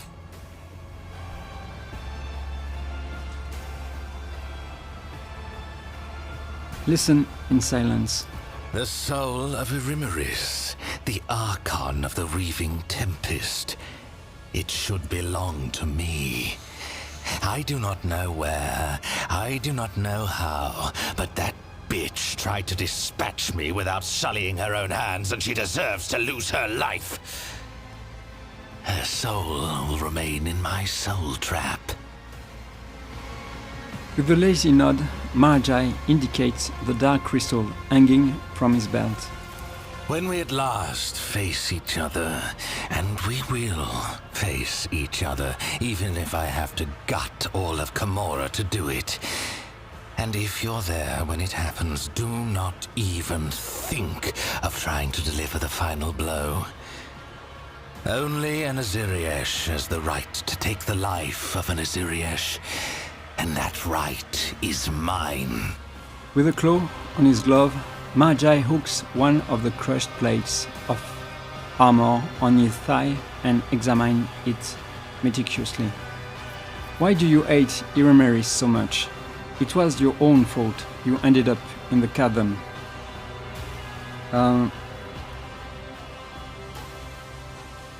Let me think about this.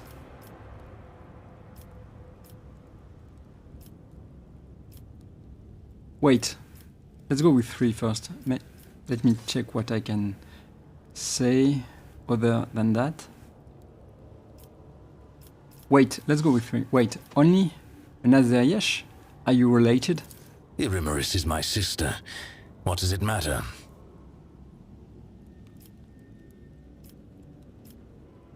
You have a complicated relationship, I see. Yes. I valued her until she went too far in her attempts to dispose of me. She valued me until I refused to bare my throat for the blade without a word. Our relationship has come to a dead end. Now the tie between us must be severed. Why do you hate Irimeris so much? It was your own fault. You ended up in the chasm. It is all somewhat more complicated than you're capable of understanding. Our game of old must come to an end. My first step went awry because of Nazrake's treachery. Now all I must do is finish what I started. Destroy her with my own hands before she destroys me. What do you want with her soul? Simply killing her is not enough for me. No, it is too banal. Keeping her imprisoned for all eternity in a cage of misery from which there is no escape. That is a fate more to my liking. Her fury and torment will feed me until her spirit dries up like a fountain of blood spraying from a sliced artery. And also, it might make her resurrection problematic. Resurrection? What resurrection? Naive creature.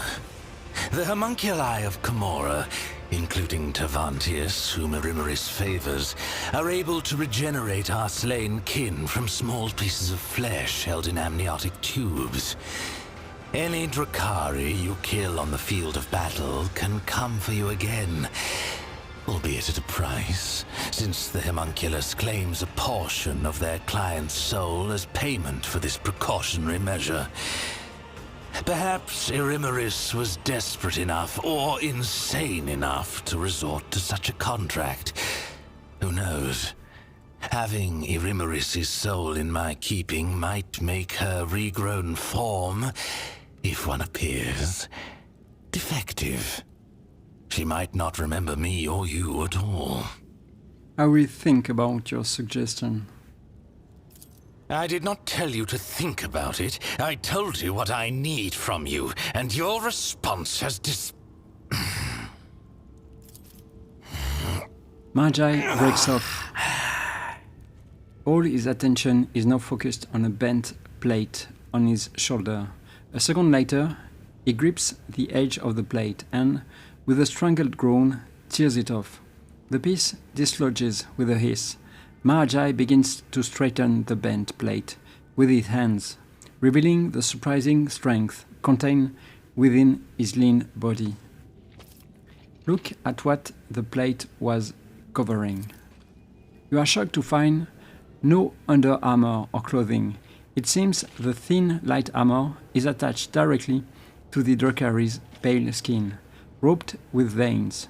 You notice two pinprick marks surrounded by purplish bruises.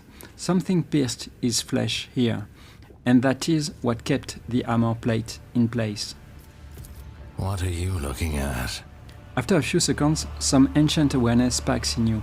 The rapt attention of a deadly predator is focused on you. Your eyes dart up. Marazhai has noticed your interest. Silently, he turns his head to you and leans down. His eyes bore into yours, his gaze mocking and charged with promise. Your armor is held on with hooks that dig into your body? Correct. Directly into the nerve centers. Direct stimulation of the trigger points, provoking constant, unrelenting pain.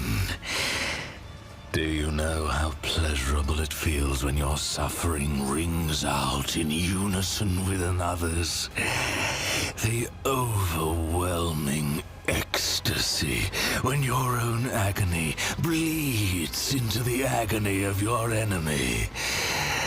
My world is woven from that pleasure.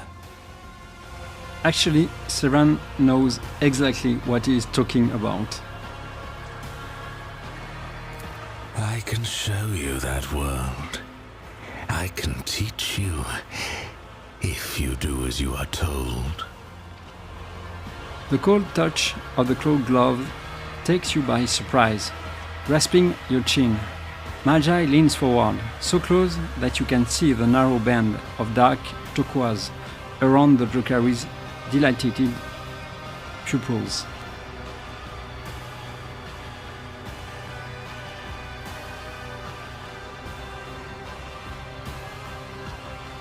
Seize Marazhai by the throat. I will gladly look upon a world in which you know your place. The Drakari's eyes widen in astonishment. With a hiss, he intercepts your arm, gripping your wrist. And you realize that you cannot discern the emotions in his eyes. They slip by so fast you cannot count them, and yet he makes no attempt to remove your hand. I do. And I will not forget my place, so long as you do not lose your grip. As you have already promised me, Irimeris, I will leave you now. When it is time to kill, let me know. I did not promise anything, but we'll talk about this later, I guess. Okay. So let's see what we can do with you. Origin talents. Deals strength bonus rending damage to Marazhai and it starts bleeding. While Marazhai is bleeding, he gains 3 resolve. Okay? So he is a warrior and an assassin. We know about warrior, let's check about assassin. Aim for the opening. The assassin chooses an enemy in their line of sight and marks an additional opening on this enemy on whichever side is closest to the assassin.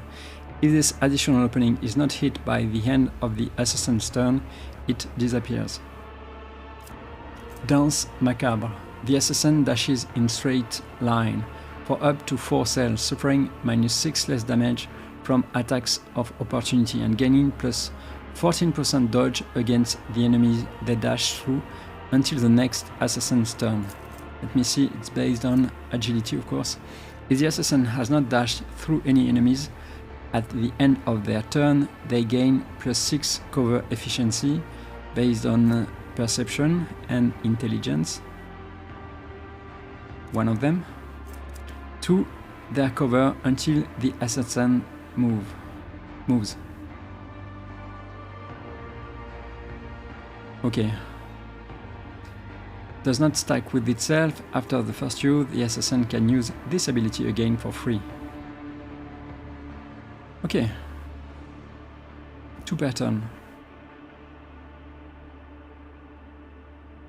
But it does not stack with itself, I have to remember this.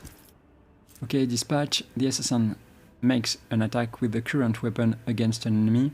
This attack cannot miss and deals +50 more damage. It also deals additional damage equal to 25% of the target's missing wounds. The assassin's dodge reduction, armor penetration and parry reduction are doubled for this attack. Death Whisper. The assassin makes an attack that does not count toward the limit of attacks per turn and does not block the assassin's movement, but deals only 25% of the assassin's usual damage. If the attack is successful, the target suffers the hemorrhage effect. Yeah, deals lethality divided by 10 rending damage that ignore armor and deflection at the beginning of each of the target's turn. Okay. So bleeding based on lethality. Okay. Let's see. So perception and Lord Xenos. No, perception and Chaos. Okay. Let's go with Killing Edge. The assassin attacks, granting +40% dodge to the target of this attack.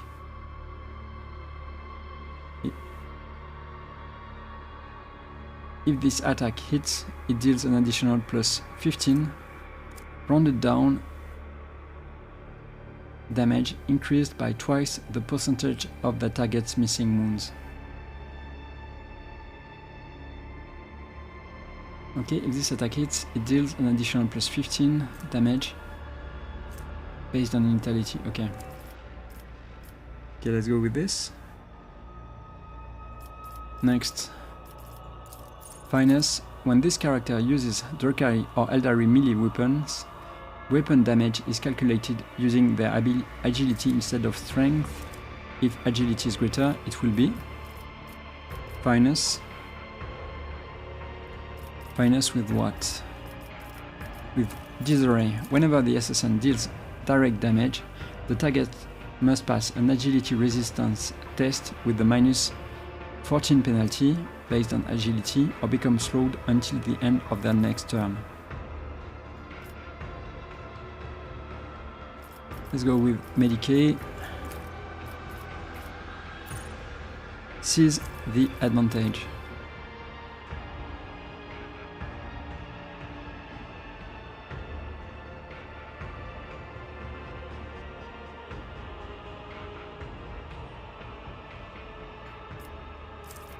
Okay, let me check Medicae.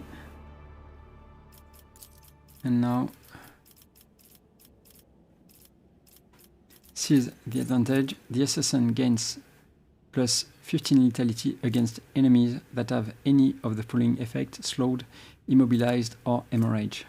The bonus is gained for each of these effects but cannot exceed 45 lethality. Okay. Seize the advantage. Let's go with perception. Let's go with Trueborn superiority. When Marazhai makes an additional attack granted by dual weapon combat using a draw carry weapon, that attack suffers no penalties and does not have its cost increased.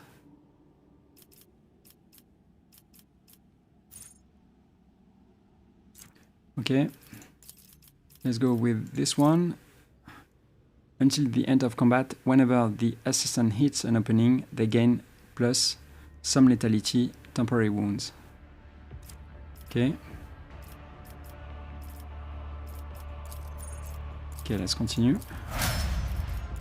And let's make him an exemplar.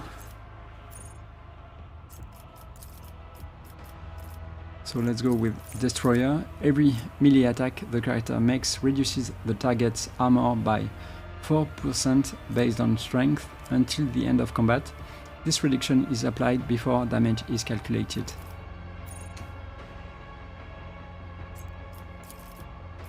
Then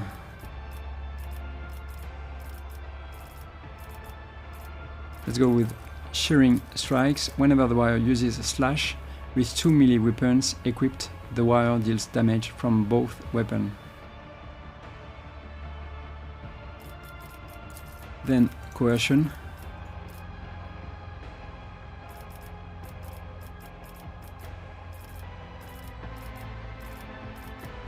Then Morbid Pirouette. Dance Macabre deals an additional plus 7 direct damage based on agility.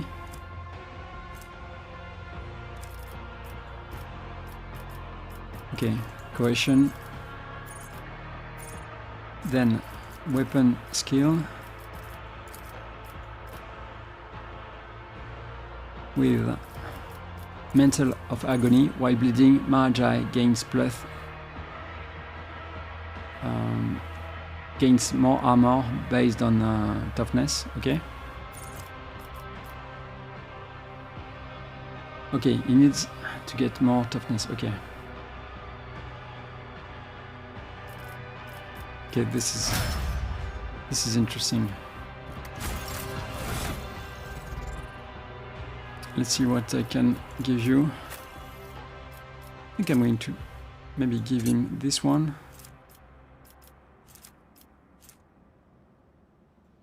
Let me check. I don't think I will use this, but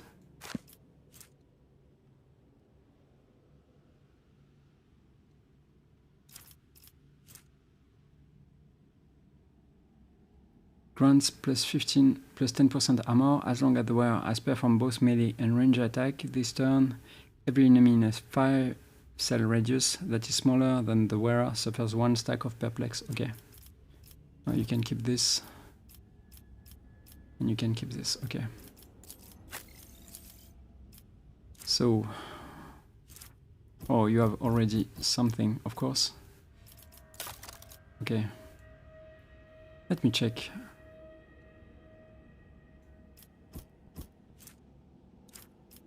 No, I don't think I'm going to use this with him. Yeah, this is just better. Okay. I think each successful attack with this weapon increases the damage of the bleeding effect suffered by the target by 3. Yeah, I think I'm going with this, right? I mean, yeah, I'm not going to use a pistol with him. Is it better? When this sword hits a bleeding enemy, it removes bleeding and inflicts toxin of the same power. The wielder gains some dodge until their next turn based on bleeding level. Okay, this looks interesting. When the wearer ends their turn, they remove burning, bleeding and toxin from all adjacent allies. Then the wearer inflicts 10 levels of bleeding on all adjacent enemies.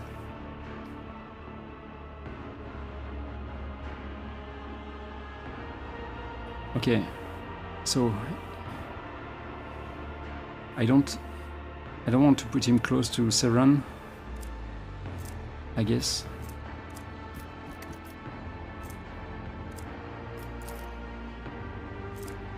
Okay. I think this is enough. This is a good weapon. Okay, let's see what else I can give you. So by type, what do you have? Something. This is medium armor, okay.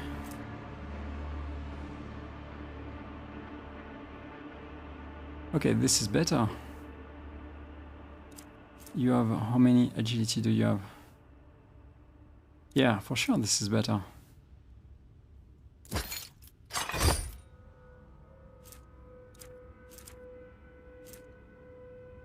Okay, this armor deals piercing damage with armor penetration to any target in melee range when the wearer makes a melee attack. This is even better. Base armor property, 3 deflection if the wearer weapon skill is more than 65. But I like the dodge, so let me check something. Yeah, I don't want to do that. Okay, you keep this. That's enough. What do you have? Yeah, you can use Medicaid too, so this is good.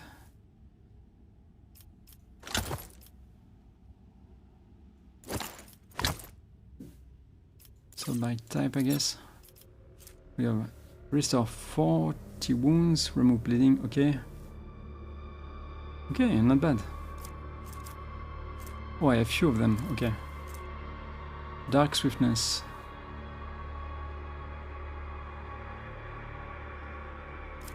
Okay, I'm going to... Yeah, you can keep this. I will check this later on. The weapon is done. Let me check what I can give you. So, when the barrier inflicts a damage over time... No, it's not going... Oh, it's bleeding, right? They gain 1 stack of the inevitability. Yeah, but 1 stack. Who wants to do this, right?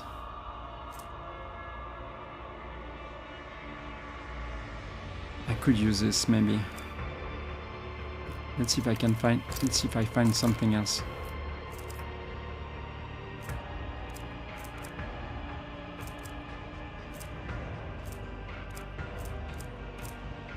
No.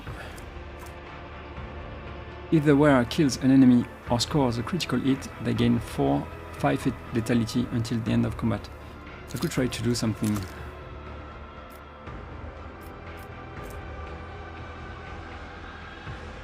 Okay, maybe.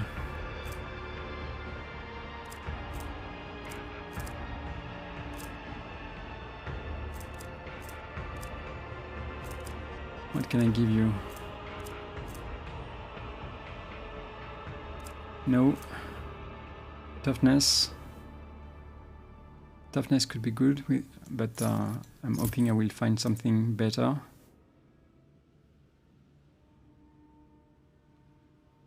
And this one.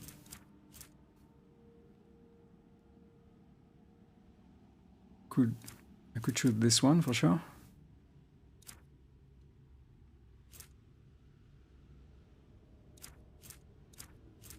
Okay, willpower. No, it's not. Toughness. No, I don't want that. Okay, Lord Xenos. I wanted to give this to Idira. Well, this is good. Okay, let's go with the dog tag, I guess. Okay. Each melee attack performed by the wearer increases their armor by 7% until the start of their next turn. Okay, this is not bad. Okay, let me see. I think I need to give him something else then. Because, yeah, in terms of armor, yes, he doesn't have a really good one. So let's go with steam, I guess.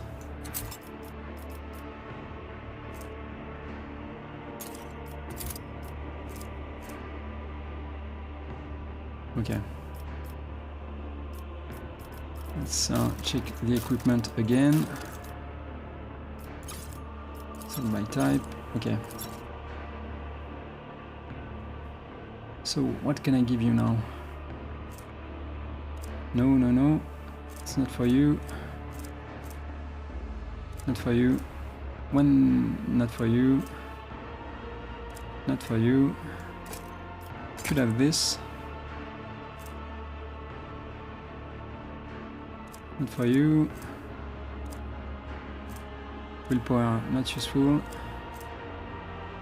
Whenever the wearer is targeted, but not for you. Not for you. Same. I mean, no. Not for you. Okay. No. Okay, the wearer deals plus 10 more damage to Xenos and demons if the wearer has conviction dogmatic. Yeah, it's not your case. Okay, at the start of the wearer's turn, they gain plus 0 temporary wounds based on deflection. Okay. When the wearer's wounds drop to 0, they fall prone and gain plus 10% of their maximum wounds as temporary wounds.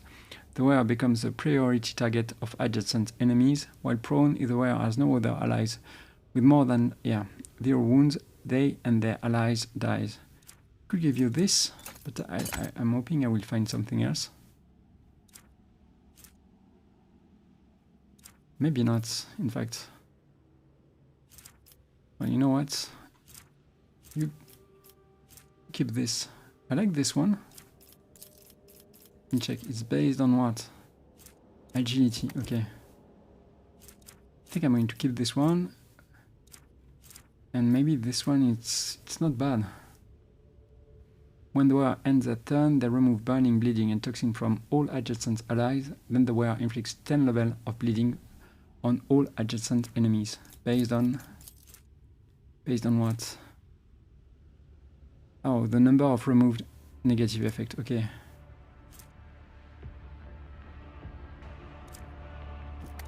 Okay.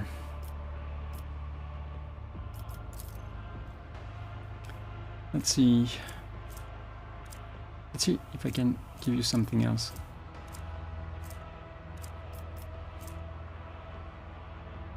I'm going to keep this one, so that's okay for the... I could check for another cloak. Enemy's perception. Enemy perception could be interesting.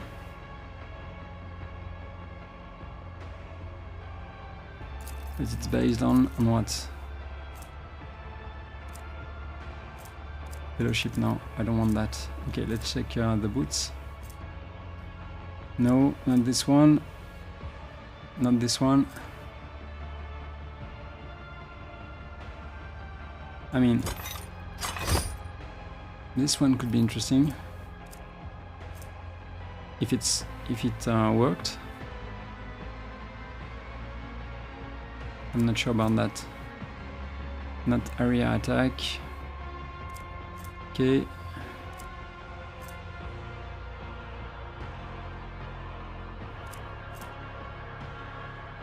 Now this one.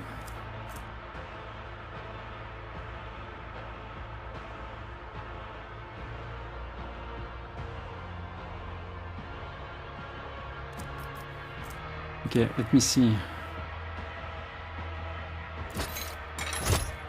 Let me see if it's if I can move. Dash.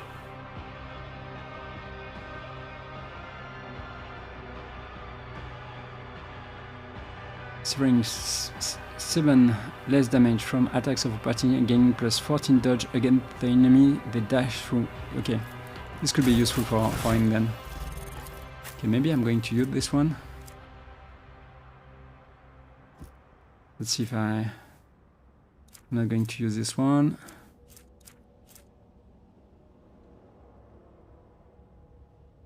Okay, whenever the wearer hits an opening with the charge, slash, or dance macabre ability, they inflict bleeding 10 on the target.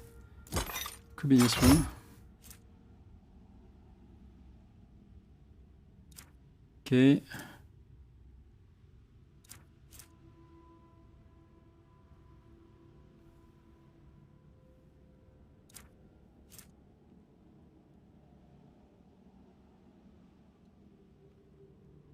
I mean, this one could be interesting too.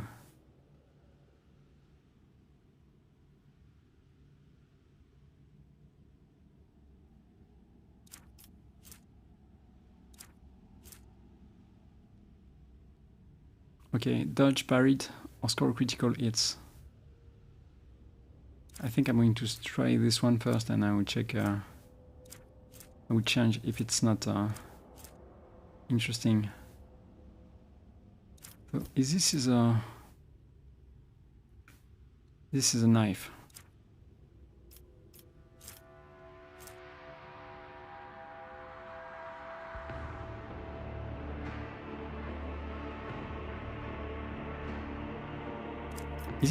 Does it count as a sword?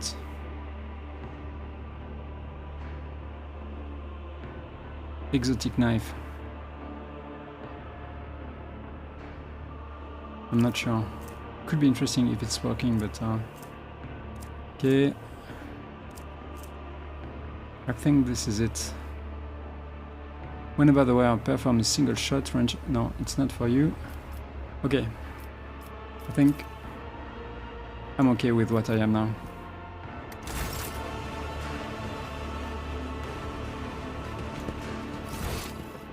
Let's see, what is this? Shrieker Arsenal.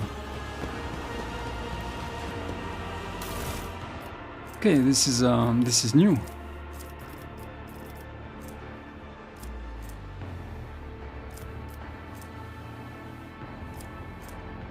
Okay, this is even better. Okay.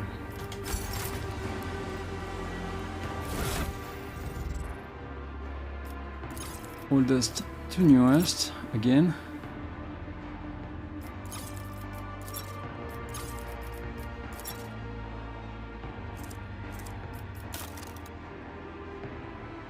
Okay, so maybe this one is for you. Or is it the same? It's exactly the same. So I have 3 of them. Okay, that's a little crazy. Heavy armor. No one is going to be able to wear this, I think. Is it better for you? While in combat, the wearer is considered protected by partial cover if their agility is more than 70, and by full cover instead if their agility is more than 140. Okay, this could be better.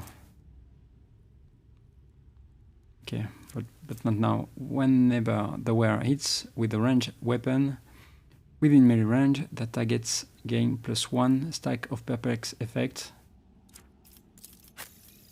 Okay, I'm not going to use this. Whenever the wearer uses a consumable item, they gain 2 MP and 220 dodge, 20% dodge until the start of their next turn. Okay, not bad. I'm not going to use it. At the beginning of the wearer's turn, all enemies in a 3-cell radius gain 1 stack of bleeding for each common effect on this enemy. Interesting.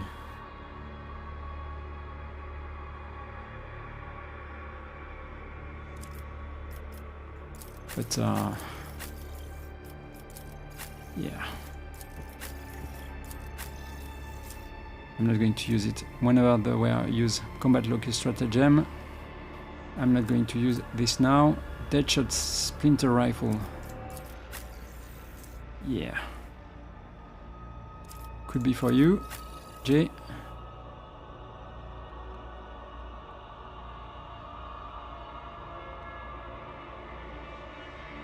Maybe 6. Okay, this is crazy good. Okay, I'm going to choose this one. Blaster, 200. Less pistol. Yeah, this is not... this is less interesting. I think we are okay. Let's see. Let's talk to Yrliet again.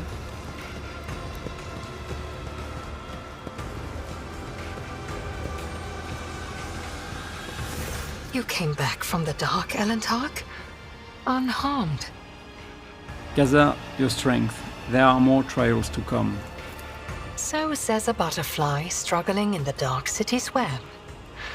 I will be close, Elentark, and I will support you in the coming trials, if you choose to let me. Okay, let's talk to everyone, I guess. Idira. Lord Captain, it's you.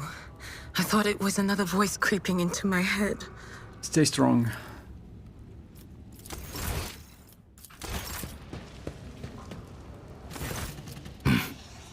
Rogue trader? Rest up, Solomorne. Okay, do you have something to say to me, Ulfar? Let us raise our cups at Vater, in honor of deeds accomplished and in expectation of those yet to come. I must take my leave. Fenris Yolda, et Vater. Okay, maybe Jay? Yes? No, remain vigilant. Sir, yes, sir. Your lordship, Shireen. I'll be here, all primed and ready to go. Okay, maybe. Marazhai? Okay. Marazhai Eziresh stares down at you from his formidable height, his head slightly tilted to one side. The lean, weary Xenos is encased in black armor. Not even a sliver of a gap has been left between the tightly fitting plates, which bristle with mutually gleaming barbs and hooks. Set in a white face, striated with crimson tattoos, dark eyes devour you, burning with predatory, malevolent interest. I want to know what happened before you took me to Komorag. You want to know how and to what end I orchestrated all of this? Ask your questions. Why did you kidnap me? When Irimaris ordered us to lay waste to the monkey settlements, Tazara and I encountered resistance. I have hunted your kin too long not to notice how well you in particular were fending off our attacks. The rout in Tazara's arena, the appearance at the plundered vessel. Your kind are usually powerless against us, but not on that occasion. I began to suspect that you could not have managed it without outside help.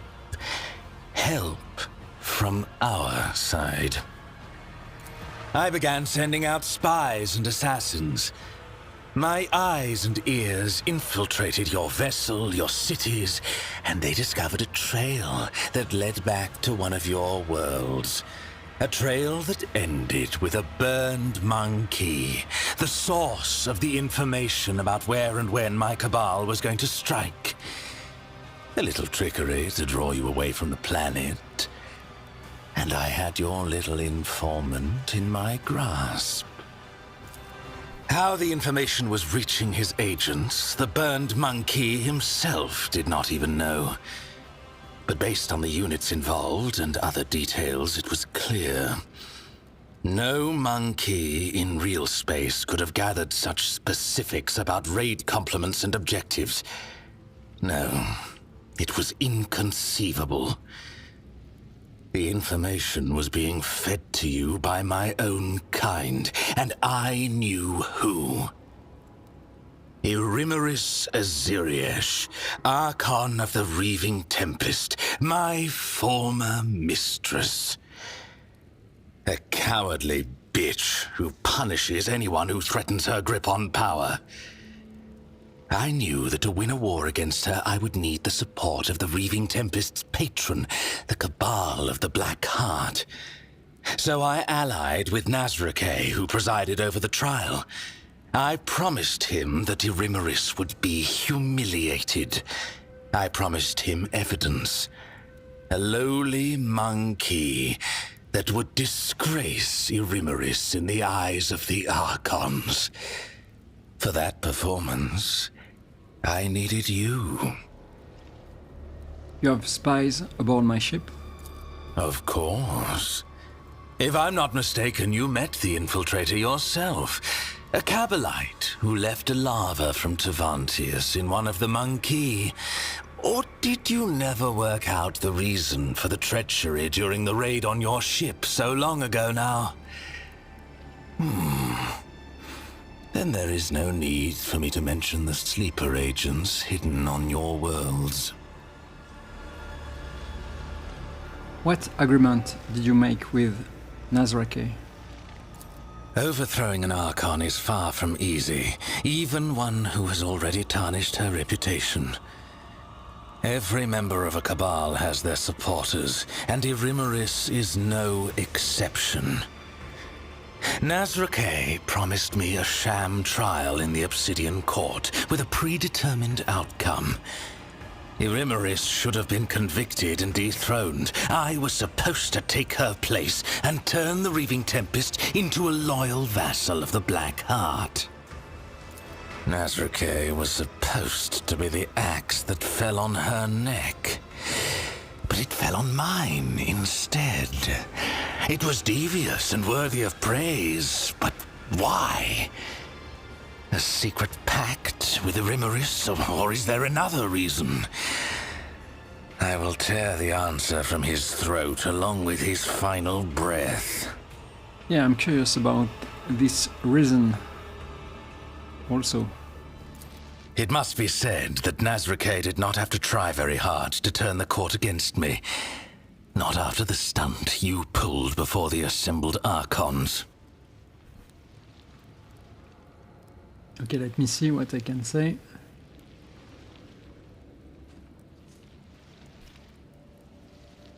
No, I was hallucinating, so I'm not going to choose to. What were you and Tazara doing in my protectorate? What do any of my kind do in real space? We were reaping. Kamara was clamoring for meat. The Dark City had suffered losses in the latest disjunction. We needed sources of sweet pain to prime its minds and bodies. When the Archon bade my Cabal collect the harvest from the region, I did not suspect that it would turn into this game between you and me. You and Yrliet conspiring together. How did that come about? Conspiring? No. There was no plot between us. She merely rushed to my bait. At first, I planned to use the one you trusted, the burned monkey with whom we had spent long hours awaiting your arrival.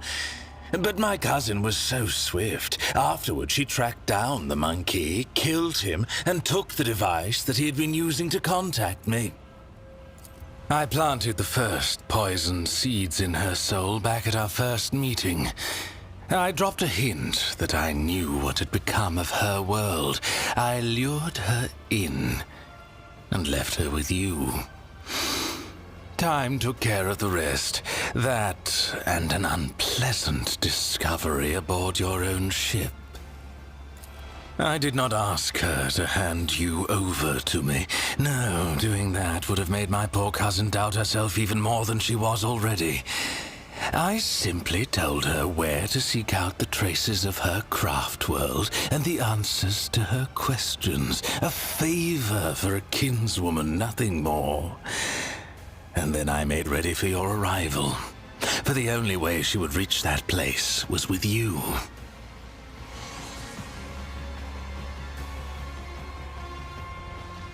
I'm not going to say 5, I think. But still, what do you know about Yrliet's craft world?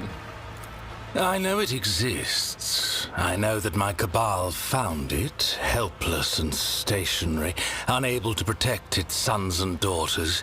I know that Yrliet's kin began showing up as prisoners in the Reaving Tempest's spire, where they were fonts of exquisite, delightful pain. I spent too much time beyond the limits of our home to learn more than that. But that was enough to tempt Yrliet with false hope. Say nothing. Is there anything else? What were those creatures with you when you captured me? Mandrakes. A foul breed that lurks in the bowels of Camorra. Their ability to find paths through the shadows was put to good use. I promised them forbidden trophies from the Reaving Tempest's coffers once I am Archon. Marazhai hesitates and then gestures to indicate that he is finished speaking. You made a promise to the Mandrakes that you cannot keep. Aren't you afraid of retribution?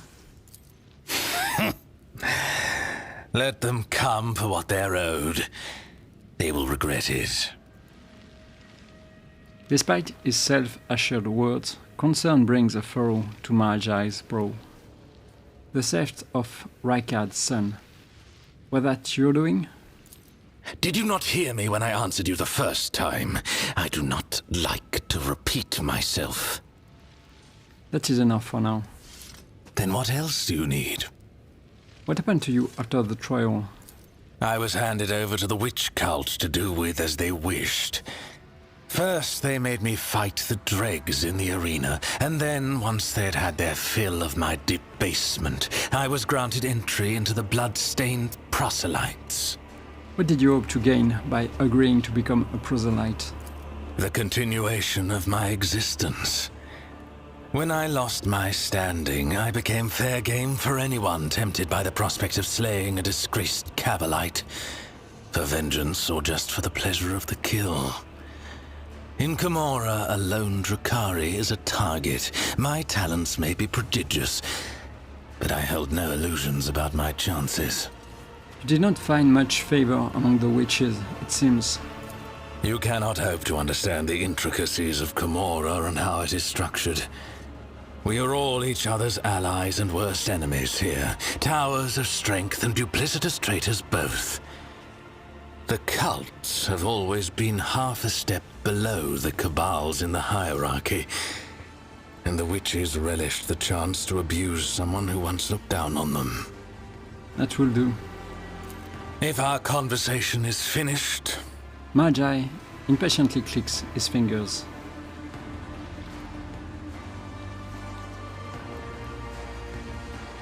When given the chance to join me, you took it readily. That surprised me. I had no intention of ending my days playing the role of meat in the arena. And then you blithely offered me an alliance after what I'd done to you. Why? I require help to escape from Comorrag. So our interests align. For now. Tell me about Comorrag. The Dark City is the bastion of the Drukhari, the most magnificent of all our strongholds.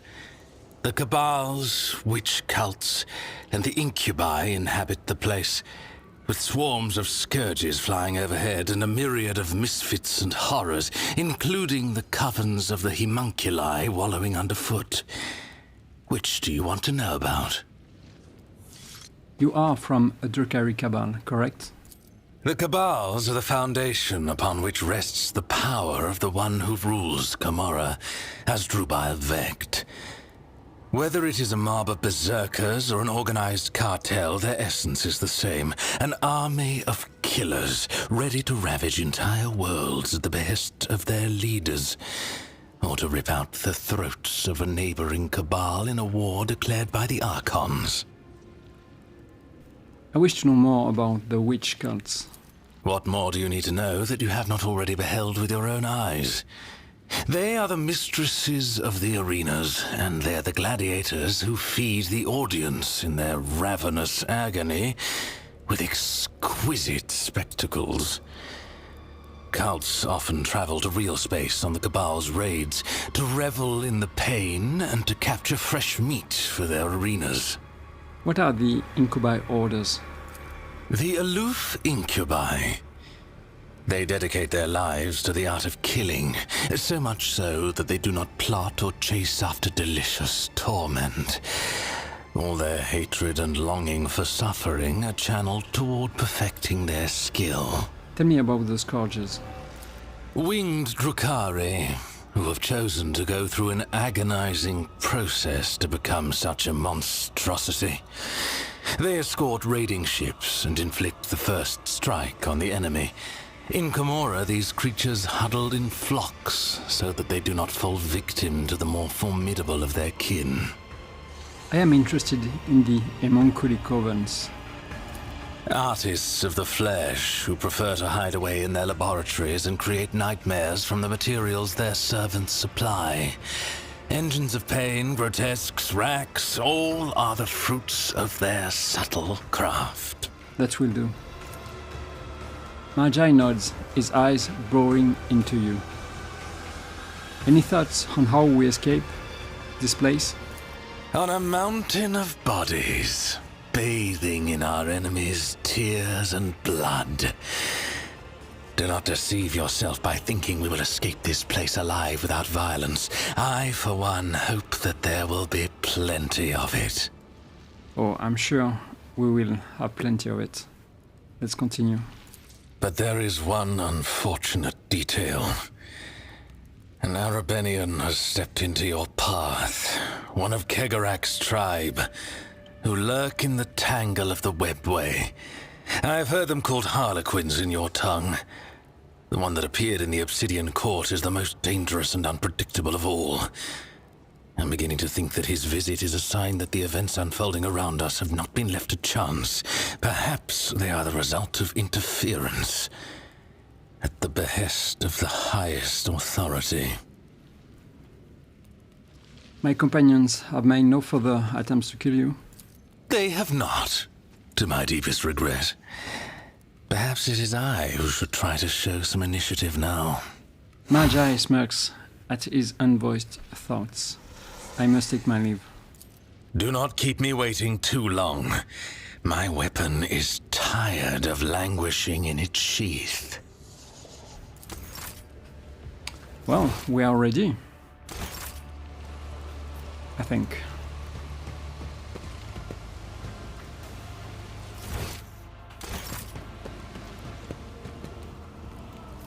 We need to go back to the Anatomical Opera. And I think it makes sense to go with Yrliet and Marazhai. They know the place. Ulfar is not going to be very helpful.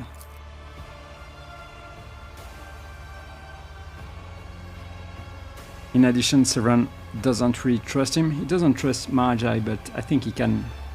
He thinks, at least, he can control Marazhai. Maybe not Ulfar.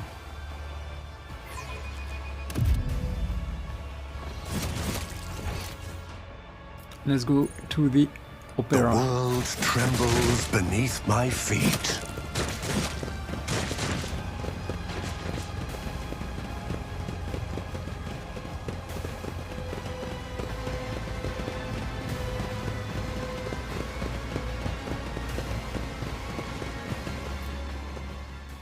Okay.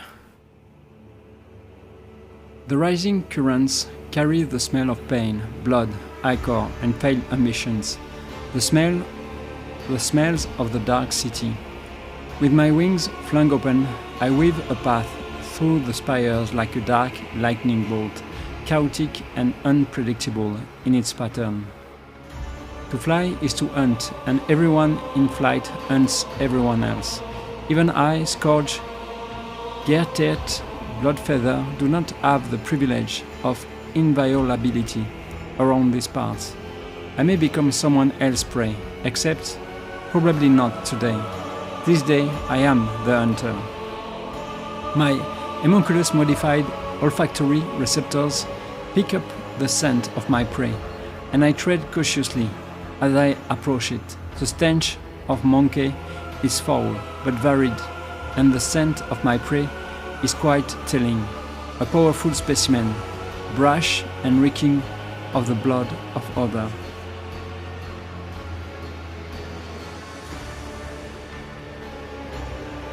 I descend to the minaret that grows out of the nearest spire and provides me with an excellent view. Accelerated reflexes allow me to assess the situation. In a fraction of an instant, it is time. But I still decide to wait and get a better look at the prey. But Severan is the prey. Do I have to help him? I'm not sure. Let's go with one. But I still decide to wait and get a better look at the prey. A male monkey, pampered upper-cased cub, who was fed and equipped with the best their race can offer.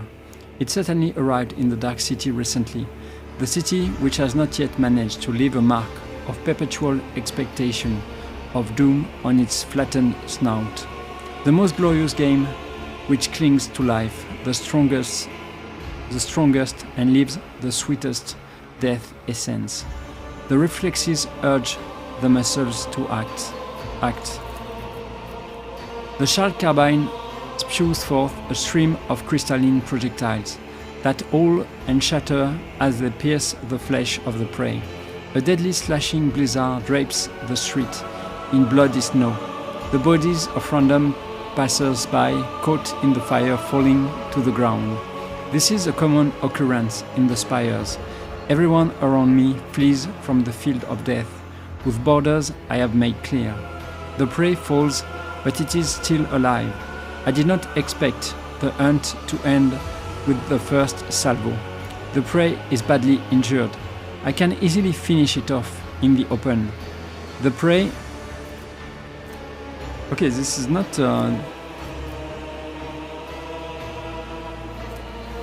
Let's go with awareness, I guess. The prey is trying to locate me among the tangle of spiked minarets.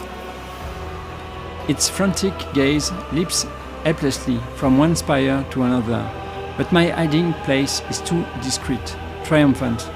I revel in my superiority. The prey, let's go, breaks into a run. Clever. By escaping from the open streets, the prey has deprived me of the advantage of my long-range weapon, but I will not let it escape. So I spread my wings and soar over the alley, pelting the prey with bursts of indirect fire. The chase must not end too soon. The petitioner wanted my prey to die slowly. There is a strangeness to the movements of the prey, as it dashes away one moment and freezes the next. My receptotropin altered pupils are adept at detecting movement, but they are worse at perceiving stationary subjects, and my prey seems to be aware of this. The prey... Okay.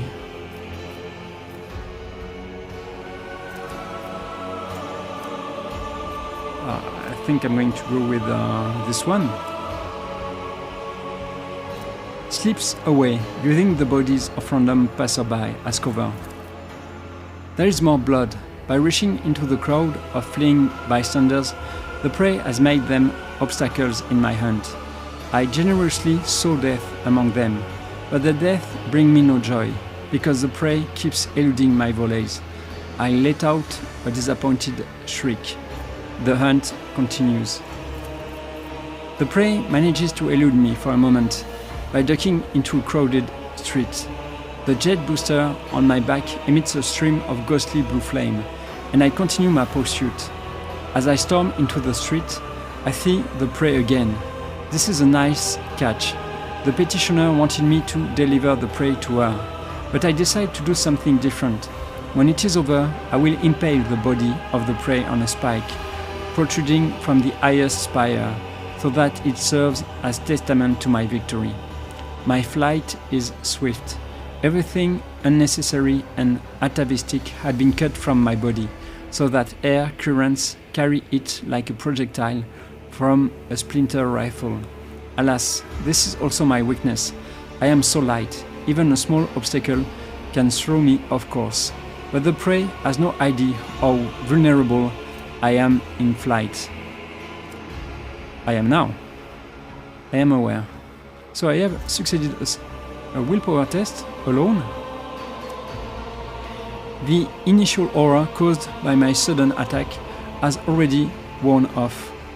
The prey has suppressed its panic and is acting decisively and boldly, a commendable triumph of will over instinct. Seeking to slow me down, the prey... Oh, come on. I won't be able to do anything, but I should have asked the help of my team, I guess. Let's go with seeking to slow me down, the prey. It was alone, okay. Turns some bystanders against me. It only takes the prey a couple of furious shouts to convince those huddled in the alley that a monster is coming for their heads. Lies. I am only pursuing the prey. I am met with frantic gunfire, and after making a sharp ascent, I take a pair of plasma grenades from my belt and hurl them into the crowd. The few who survived the explosion fall to the ground in terror. The fear that the prey has planted in them is weaker than the fear that I evoke. The conclusion is drawing closer. What is this? As I turn the corner, I triumphantly realize that I have driven the prey into a dead end. It is time for the massacre. The poison I received from the petitioner as payment for the hunt is contained in the crystalline projectiles. I should have worked by now. It will slow down the nervous system of my prey, weaken its muscles, and render it unconscious. Okay, I failed. When I spot the prey, I am pleased to note the early signs of the effect my combat toxin is having on it. Its movements are slowed, and it is blinking often. Spots are floating in front of its eyes by now. The prey looks defenseless, and I attack, failing to notice the trap it has laid out for me. I see a monofilament stretched between the walls, a primitive trap indeed. I fold my wings for a moment, and I tear it down with a blow from the muzzle of my shard carbine. Everything will be over in moments. Okay, I'm still alone. Okay, the outcome will be decided in close combat. Wasting no time, my prey and I seize one another in a violent, furious embrace. Every decision made over the course of this fleeting hunt is being weighed, tipping the scale that will ultimately determine the winner. My embedded glands spew hyper-adrenaline into my bloodstream, and my artificial grown muscles convulsively swell under the porous fabric of my ghost plate. I torment the prey with claws protruding from my forearms and knees, and the prey, let's go with Medicae, respond with clinical attacks aimed at my weak points. It is with disgusting insight that the monkey locates my vulnerability, the spot under my shoulders where the homunculus joined the wings to my natural flesh. The blows to the ganglia make me go blind with pain and hatred.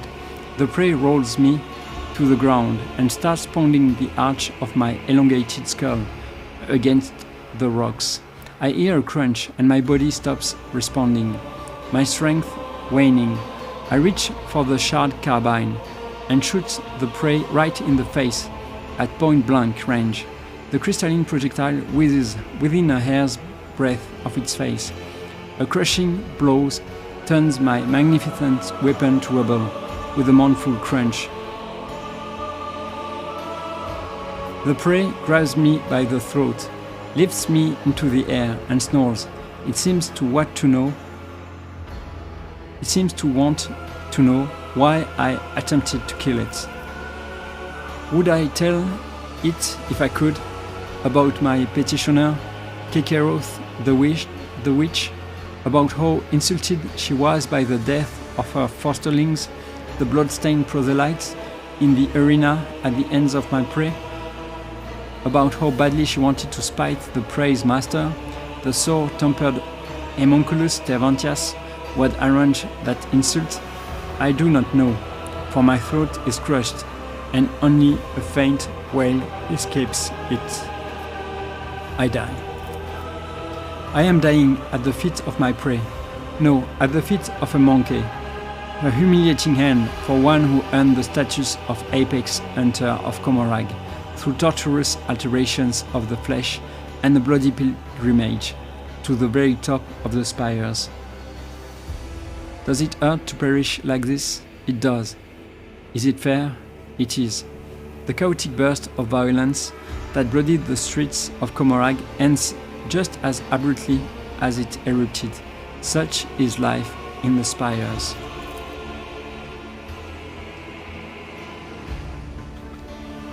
Well, well, well.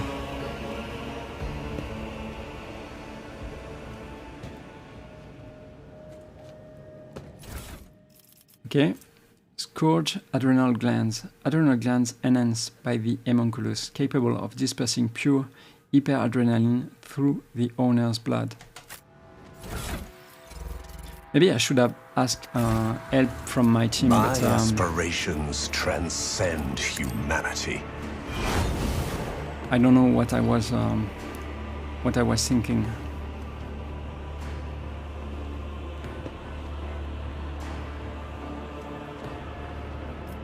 Let's seize the opportunity. Okay, let's go back.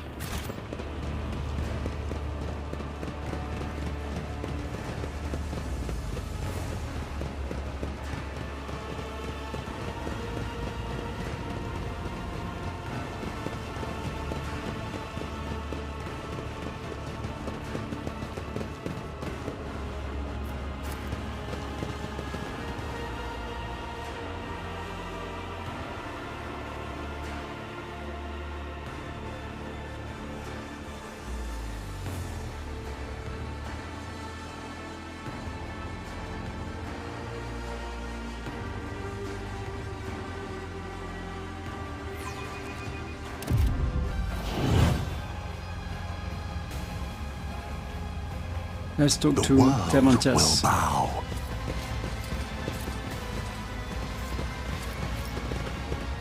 Okay. Obviously, Ulfar is not here anymore. Okay, there is something else over there. Okay, let's talk to Tervantias first, maybe.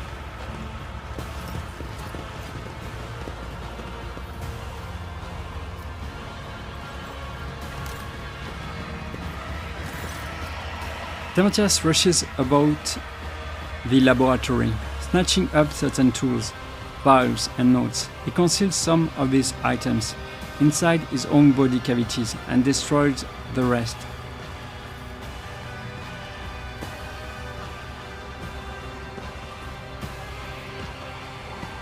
Did something happen? The cult of the Fatal Thirst craves blood specimen, your blood, my blood. One must be astoundingly insensitive to the vibrations of the Dark City not to realize this. The homunculus notices Marazhai. Dracon Eziresh. After you went against the Archon of the Raving Tempest, you decided to violate the wishes of the Archon of the Black Heart as well. You were thrown into the arena to die. You show wretched incompetence by defying your masters. My presence offends you, I see? Good. Marazhai sneers and looks around. You have made yourself quite comfortable here in the chasm. Is this where you have kept the things that you dare not bring to the spire of the Raving Tempest? It must be vexing having to abandon it all as you flee the cult's wrath. One of Tervantias' limbs twitches and strikes blindly. Only Marazhai's reflexes save him from a fatal neck wound. But the homunculus makes no further attempts to attack. He seems to care more about his substances and instruments than the insufferable Kabbalite. Why do the witches desire my death? You humiliated them, Monkey. Kekeros and I agreed that she would send fresh meat against you, but she decided to undermine my authority by sending out her best. You slaughtered them, and so it was the cult's authority that suffered. But who cares about a pathetic monkey? You are my lackey, and thus it is I who is responsible for undermining the cult's authority. You should be careful for what you wish for, Xenos. And it wasn't enough for you to just kill them. You enticed one of the bloodstained proselytes to join the monkey side. As the entire chasm watched, a slap in the face of the cult wasn't enough for you, so you decided to spit in its face as well. Oh, but there is more. I hope Kekeros and Sinistoria are now writhing in horror at the mere thought that their headless subordinates have lost the Kabbalite, who was sentenced to death by Nazrake himself. First, they decided to play at charity by making me a proselyte, and now they let me slip through their fingers. Oh, I wish I could see the succubus' face when she was given the news. You dispatched me to kill the witches. Are you telling me you did not anticipate such consequences? It was supposed to go differently. Your performance was supposed to be a lesson in respect, not a declaration of war. You would have killed someone unimportant and made the witches' vanity bleed. The witches would have received your head as a salve for their wounded pride. They would have been reminded for a time that I was still someone who could greatly complicate their existence. Instead, you have failed me, all of you. Kekeros did not keep her word, and you did not die in her trap. It is all your fault that things have spiraled out of control. So your original plan would have still had us all dead, you self-dissected creep. I don't care about Kekeros. You promised to help me get out of here. You hear mockery in the homunculus's voice. Forget the old promises, monkey. This is war. My loyal servants are being slaughtered across the chasm. I cannot take any more specimens away with me, and the ones I have already packed are far more valuable than you. Marazhai's face suddenly changes. His mocking grin gone, he fixes his gaze on the homunculus, into the spire of the raving tempest, to hide under the wing of Yrliet, an Archon fallen into disgrace. What an impudent choice. You should run away from her and her troubles, unless you are somehow connected to her crime. Deventias glares at Marazhai. You were not in a position to know about the Archon's plans before, much less now. And so unravel the rotten threads in the tapestry of fate. Elentak, here is the true nature of the Dark Ones, a lie hidden behind sweet promises. Having learned from a cruel mistake, I foresaw this outcome. Belated wisdom. So what's the plan? I will leave the Anatomical Opera and withdraw to the spire of the Raving Tempest. The witches won't dare to settle their scores under the eye of my patrons, though the Cabal's valuable servant is safe from their ire. As for you, go out into the streets of the chasm and die, or go to the arena and try to kill Kekeros. Even if you succeed, you will still die. The homunculus mutters furiously and hauntily. I should have stopped wasting time on this idiocy long ago. All those pathetic simpletons did was weaken my focus and distract me from my masterpiece. At last, I can devote all of myself to it.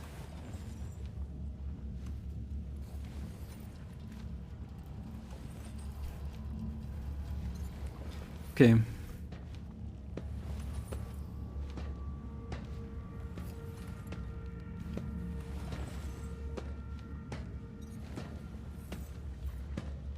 So, I managed to bring about your downfall after all, unholy spawn. Dementia's voice is filled with loathing. Your insight is astounding, specimen, but have you noticed that you have also doomed yourself? Dementias becomes so absorbed in his thoughts that he starts shearing off pieces of his own flesh with his scissor-like claws. Enter the arena. The succubi will not pass up the chance to gut you in front of an audience. If you could simply wound Kekeros, it would give us both enough time to escape. For that, I would be willing to sacrifice the deadliest and most valuable specimens in my collection. If you manage to kill her, run. Sinisteria will not let such impertinence go unpunished, and her wrath is 100-fold more dangerous than Kekeros' fury. Do not return to the chasm. You will find no shelter there. Seek salvation in other spires, and you may prolong your agony for a short time. Jade turns to you with a grin smile on her face. Well, Sherin, I don't know if we should be celebrating our victory or our final moments. One way or another, we would better get sloshed. No time like the present. Let's head straight to our hideout at the Shrieker's Den. I found some materials. Are they suitable for your new monster? Now, let's go with Master Tementias. I require a moment of your precious time, and I am willing to pay for it.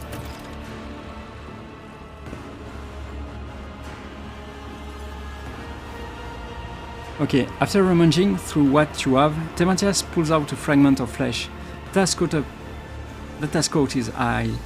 He splits off a piece of it, places it in his mouth, thinks for a while, and finally concludes, "Curious, you have earned my attention, specimen. Speak quickly."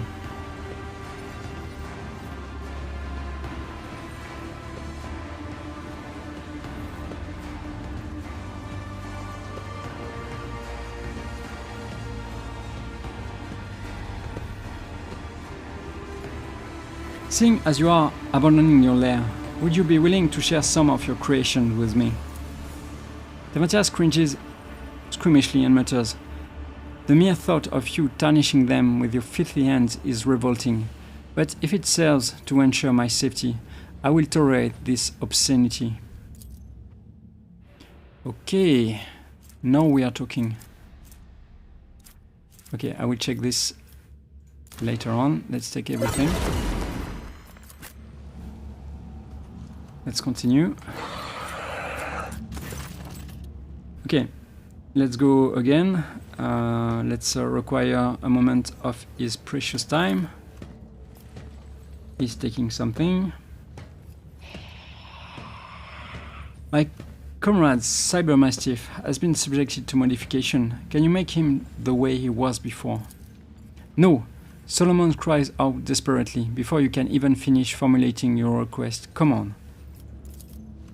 Tementias hisses in displeasure. Sift through the beast's inferior implants again. I would not have done so even once if I didn't have certain plans. It seems they have come to fruition. And so, the animal is no longer worth my attention. Despite the homunculus response, the Proctor steps forward to shield Glator from the Xenos.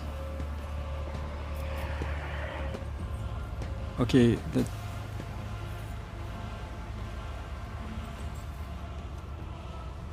I think my body is okay. That will be all.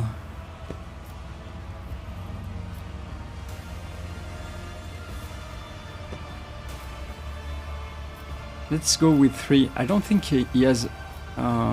Yeah, I have. My team is with me, but I'm curious about 3.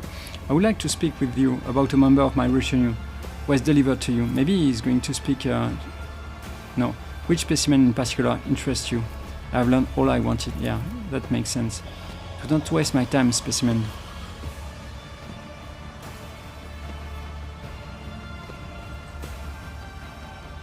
I have found some materials. Are they suitable for your new monster? The homunculus digs through the chunks of flesh with the enthusiasm of a hungry vulture. Finally he snaps, Good materials, good specimen. Bring me more. Seriously? Demetrius examines the bloodied body parts with lavish interest. Then he rips an organ out of his own chest, adds it to the trophies, and hisses in satisfaction. An interesting composition, an unusual set of starting parameters that can be strengthened by an original mixture of essences. This will be a mighty beast. I will call it the Anguish Protector. You have done well, specimen, and for that you will be rewarded. Okay, évidemment, we can't use it, but good. Demetrius is silent for a few moments. To repay Kekeros for our treachery, I will send the Anguish Protector to the arena. While the witches are preoccupied with ending your life, the Prospector will kill several of them. Regardless, it is too conspicuous for me to hide from the cult's entrances. Let my creation perform this symphony of pain for which it was designed. Okay, I must take my leave. With a weary sigh, the homunculus turns away from you, his knife-like fingers making an unnerving scraping sound. Okay, let's see what I can equip, maybe? Oh, that's tuners. Okay, this is not new, this is not new. Okay, not interesting for now, at least. Whenever there were hits with a ranged weapon within melee range.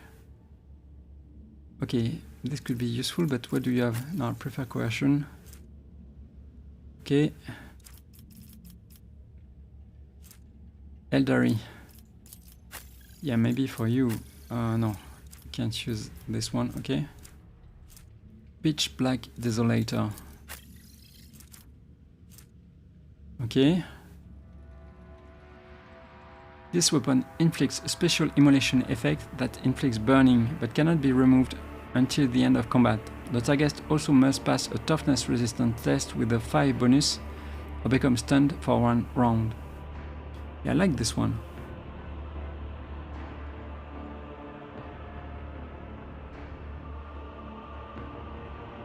I like the burning too. But maybe not for now. Okay. Renunciation of weakness. Each critical hit scored with this weapon reduces value degradation and increases the wielder willpower by something. Yeah. Based on psi rating for 1 round. This sword deals an additional. Okay. Is it better? Not really. I mean, with this one, I'm increasing value degradation. Okay. I mean, this one is better. I'm going to take this one, of course. I think.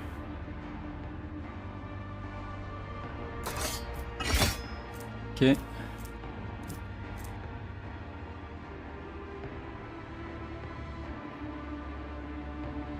This is not bad. Maybe let's go with this. Okay. Medium armor. Xeno chestplate. Okay. Could be for you. You don't have more than... so it's not useful. I think this is better for you. Okay. 3 more armor based on Lord Xenos. Yeah, it's not crazy good. Yeah, I'm not going to give you this one because it's based on Lore Imperium, right? Yeah.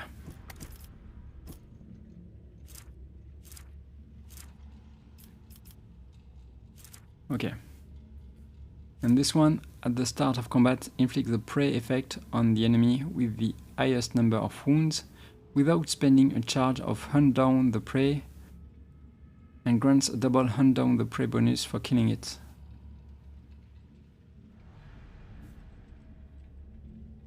I mean,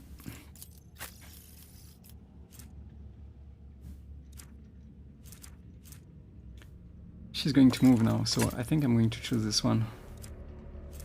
Whenever the wearer scores a critical hit for the first time in combat, the damage dealt by this critical hit is increased by 50%. This effect resets after they or their ally performs a heroic act or desperate measure. Okay, maybe not for now. The wearer shots in melee range have plus 20 bonus to dodge reduction. Yeah, it could be for you, but I think I prefer coercion, I guess. Let me check.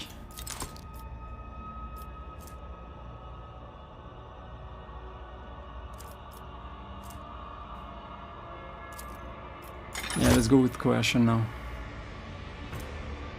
And the blade, was it something else? I think it's okay. It's still the same. Okay, let's continue.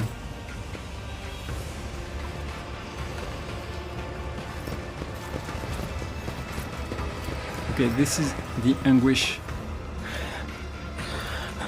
I tread a Protector, path can I talk to you? unexplored.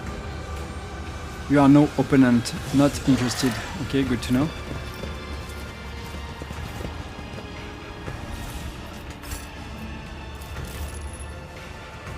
The words of a prayer to the Emperor have been raggedly scratched out on the floor of the metal cell. The strange object is pulsing with hidden energy that could burst forth at any moment. Okay, release the contained energy.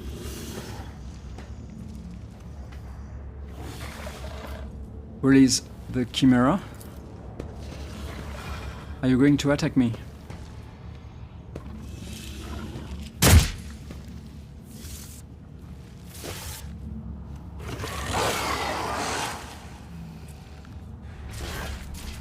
You are not.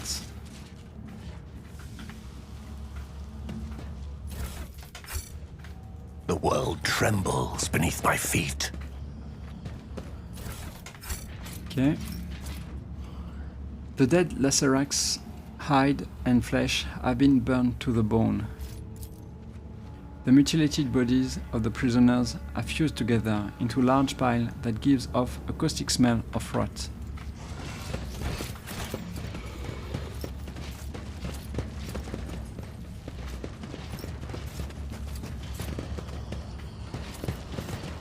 Okay.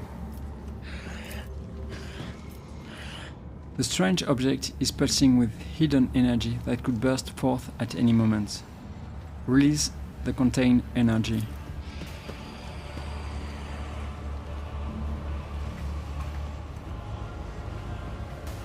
Intriguing.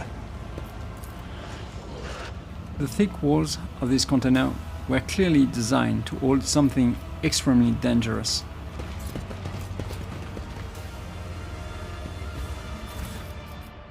Okay, the spider's web. Not interested. The torture device is locked and sealed. Okay, I don't think we can go there. Let's go back here.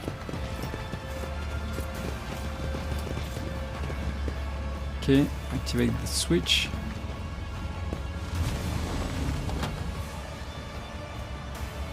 Okay. Embrace true power. Good.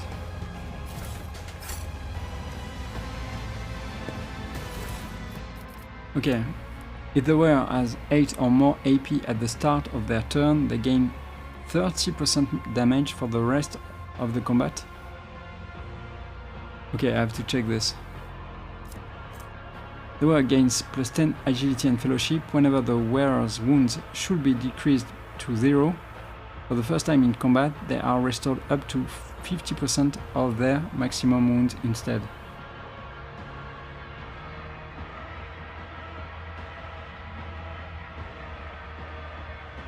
Not bad.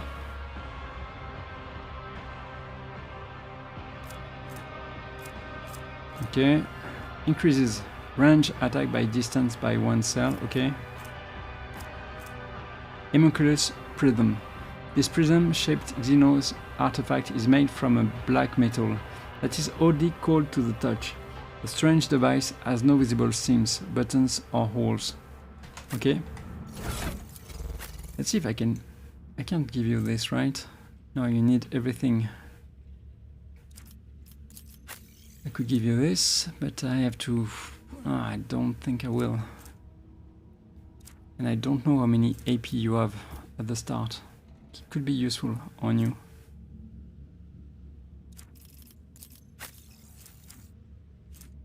Or on you too. I have to check this. Okay, I think this is it over there. Powers unseen, uncover my path.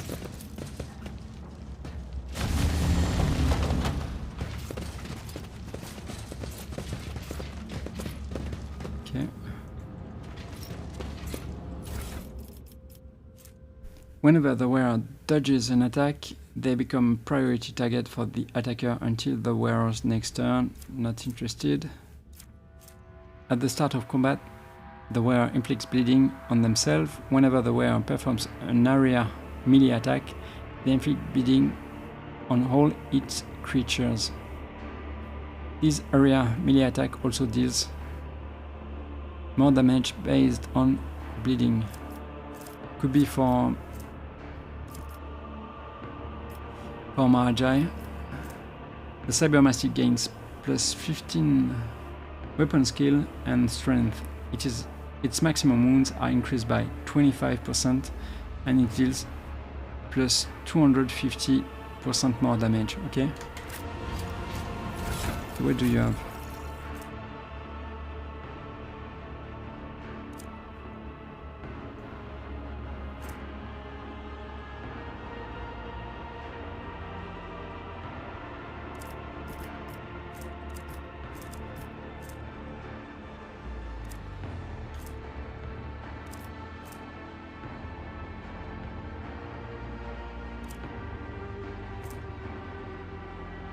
Okay, maybe I should choose this one.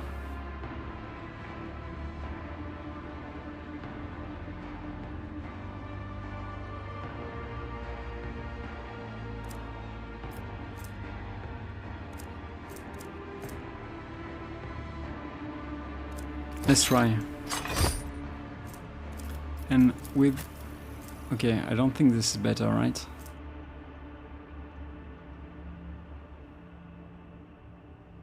Maybe it is.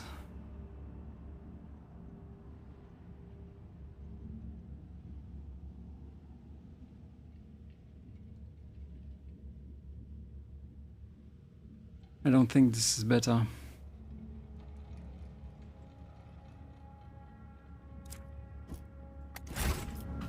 Okay, let's continue.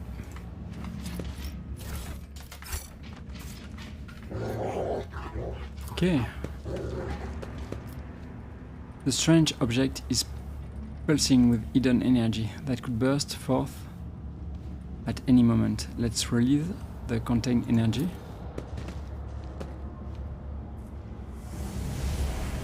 Oh.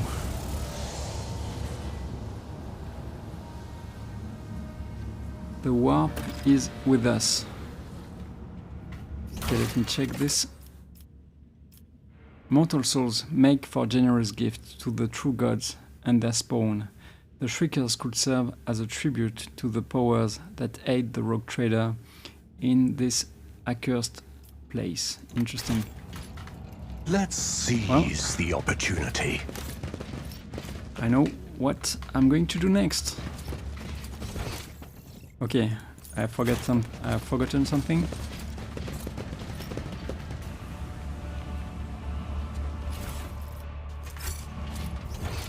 Let's continue.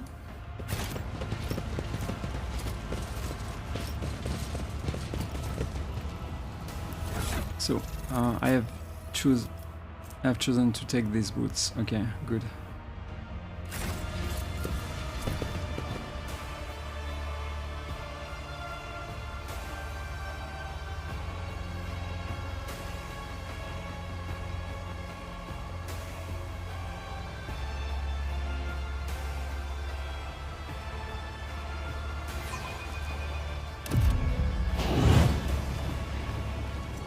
You have insulted the cult of the fatal thirst, outsider. You have insulted the fighting pit itself. The witches are longing for you to die.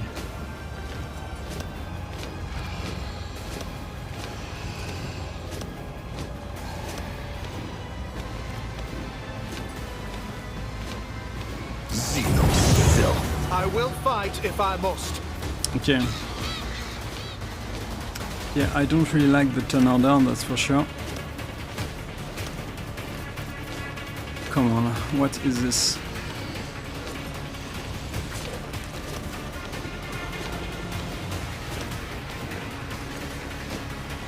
Well, I guess J.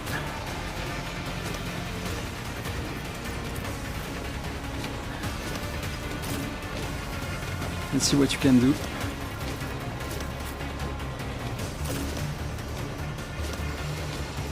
Solomorne.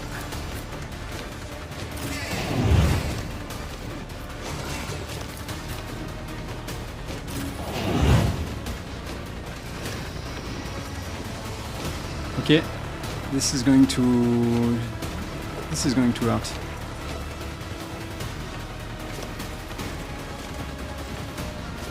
Start the battle. Okay. Marazhai. If Marazhai should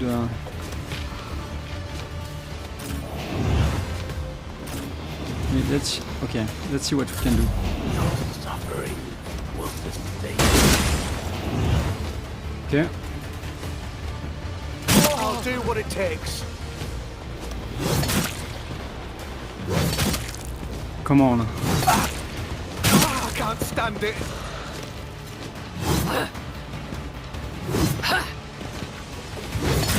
Stop hitting me, Ashmag! Okay.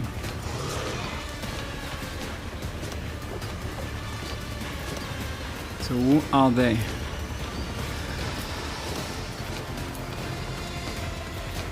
I'm not sure.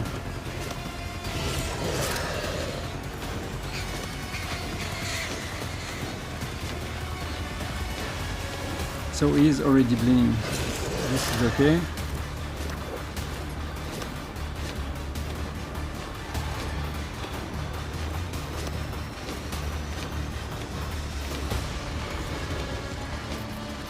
Okay.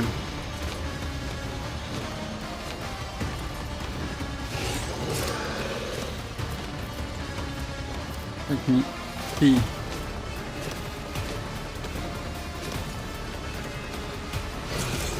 Okay.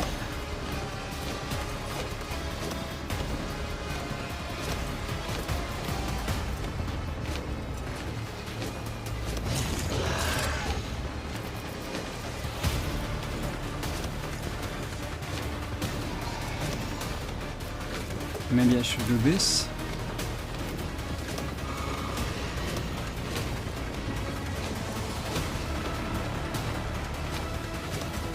Oh, you can't even do this because, yeah.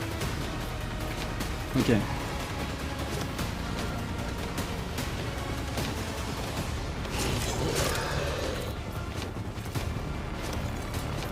Okay, maybe let's go with slash, I guess. It is handled. Okay.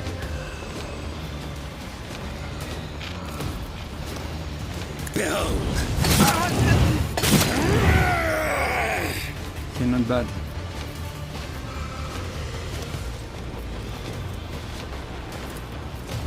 With grace and malice. Let me check. Okay.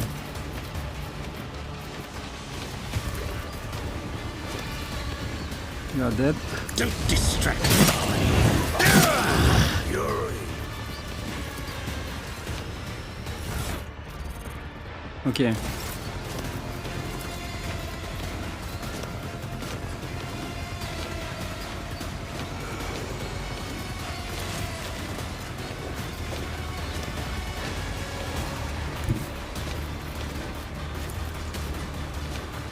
I don't want to do this.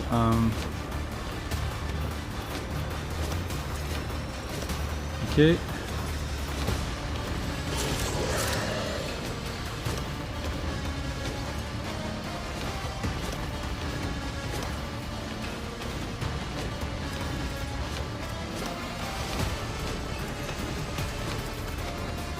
Okay, I think I can do this. It is a work for a flesh crafter. Nice one.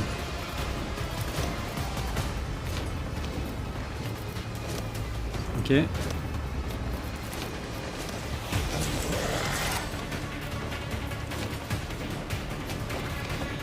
Oh, come on.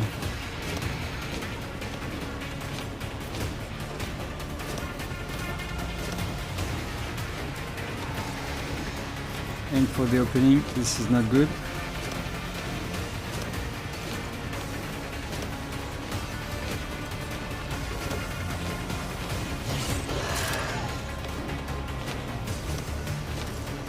Okay.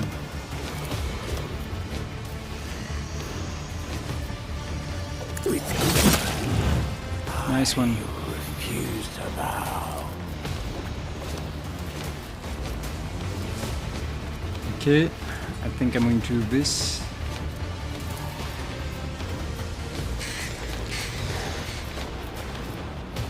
Okay. Not sure why I can't.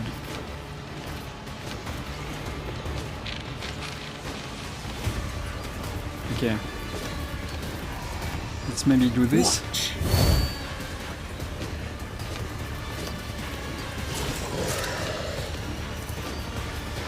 Yeah, I can do it.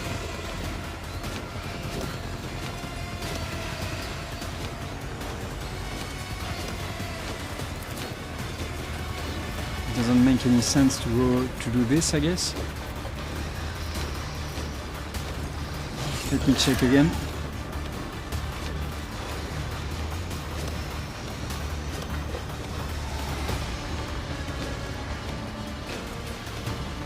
Okay. Let's dash.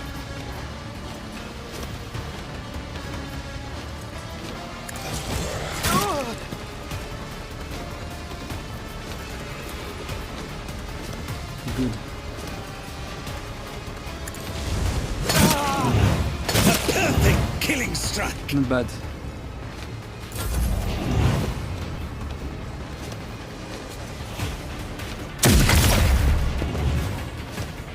Okay.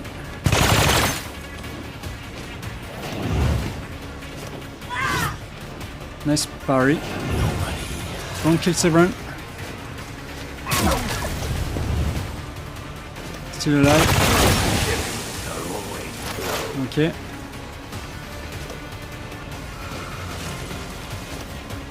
Wow.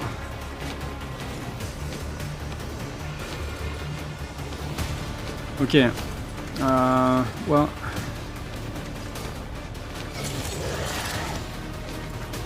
Well, she doesn't have the choice, right? I mean, I'm going to do it. I approach the designated position. Okay. So who is next? You. Okay.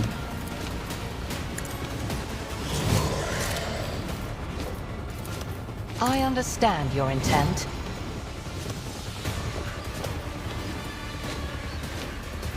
And maybe. Okay. This tedium is beneath me. So I think I'm going to go with this one. This one. If it serves your cause. I'll go with this.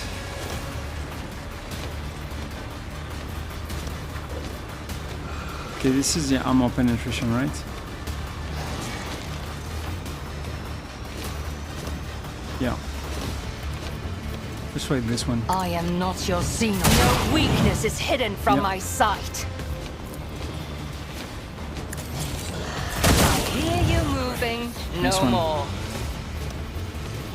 Okay. Let's choose another weapon.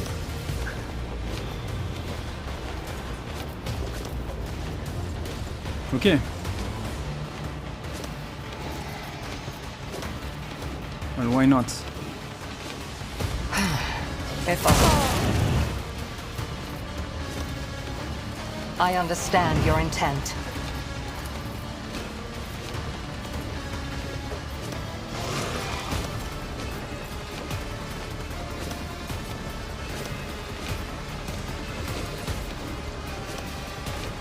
if it serves your cause. Another soul slips beyond the veil. Don't touch him.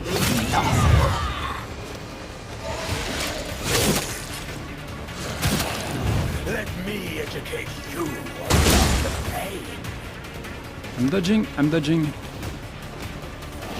And wait for my turn. Can I fall back now? Okay. Sequential. What a pleasure. What was that? It was Idira dying and killing everyone. Well, That is beneath me.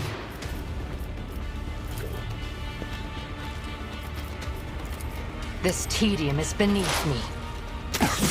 My resolve is unshaken. yeah. Well, I guess I have to be careful now.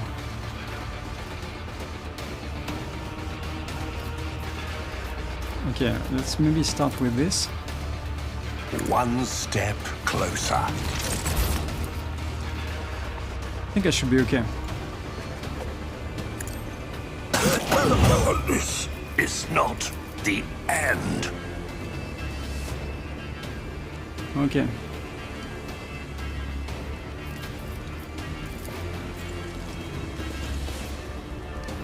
Yeah, I'm completely okay I to do will this. triumph. Okay.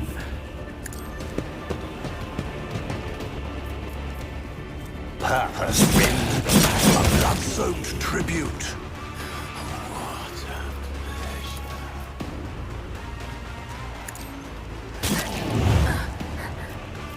Okay. I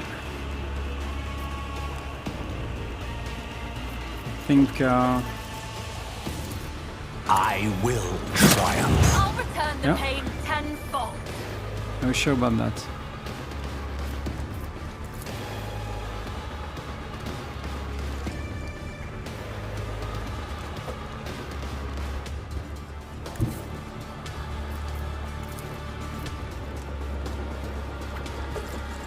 Purpose guides me.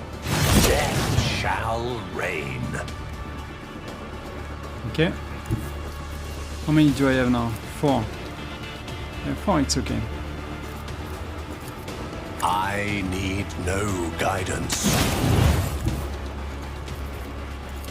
Ravage and conquer. You've unleashed my fury.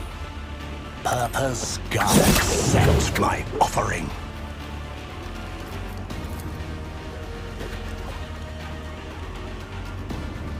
What is the next one? Yeah, just one remaining. That's okay.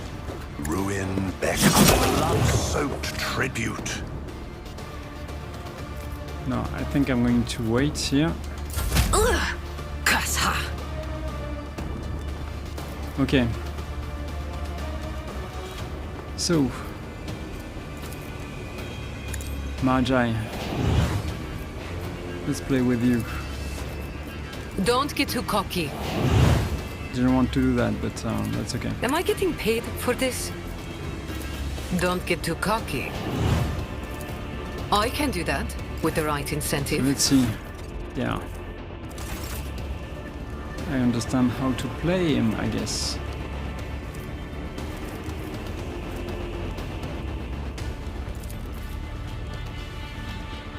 Okay, there is dead body, I can do nothing.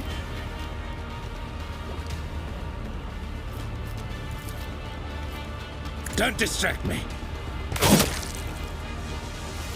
Okay, nice one. Revel in your terror. Yeah, nice one.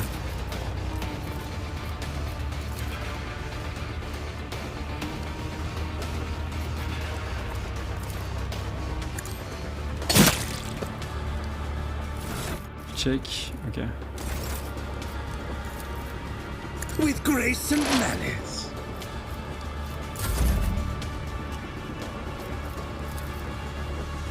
You've got a problem?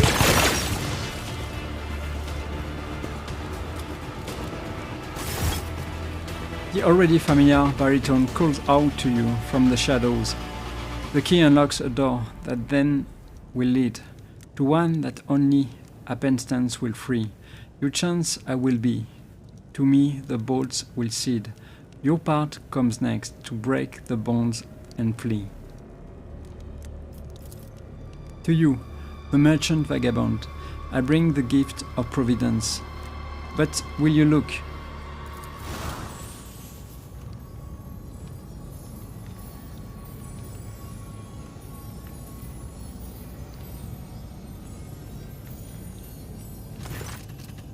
Sudden pain grips your skull and your vision clouds over. But as soon as you resurface, a dramatic scene appears before you. The streets of the dark city are teeming with hundreds of colors, from grimy grey shades to extravagantly bold hues. At first, they blend together in your vision, but soon you are able to distinguish their sources. People, Xenos, animals, you, and of course, the Harlequin standing in front of you. The Xenos colors are like those of a broken kaleidoscope. Your eyes water at the mere attempt to pick any one thing out, and your head is splitting more than ever. Yet, despite this, you are subconsciously aware that the dark lilac cloud surrounding the slender figure poses unspeakable danger, and that the bright sparkles of silver indicate that this danger, at least for now, is directed at you. When you avert your gaze and slowly exhale, the vision falls away, as if it was never there. The Harlequin observes you with interest, his silence speaking volumes. At the sight of Marazhai, the Harlequin lets out a nasty chuckle. The trapper caught in snares of his own make. The plotting of your play was up to snuff, but Nazrake rewrote the denouement, decided in the darkness of the wings. Amidst the somber spires and hunter's game, 'tis wise to stop and once more check your knives, for that which glittered in your hand before, you may now find a twinkling in your back. Marazhai is screaming with rage. He does not dare to unleash one of the Harlequin here and now. He hisses through clenched teeth, and who have taken part in my downfall will be exterminated. And sooner than you thought, my merchant thief. Just like a drop of ink you fell upon, the page before this play's dramatic hand, wherein your own kin's blood you will see shed. Perform the lines required, and vengeance will descend upon the stage, and play its part. And then away from spires on merchant's trail, across the worlds of perilous road you will tread, and death you will find there, or else a path to remedy your second enemy. Marazhai digests the Harlequin's words in silence. At last, a shadow of the usual smirk flashes on his face. I hear you, Aribinin.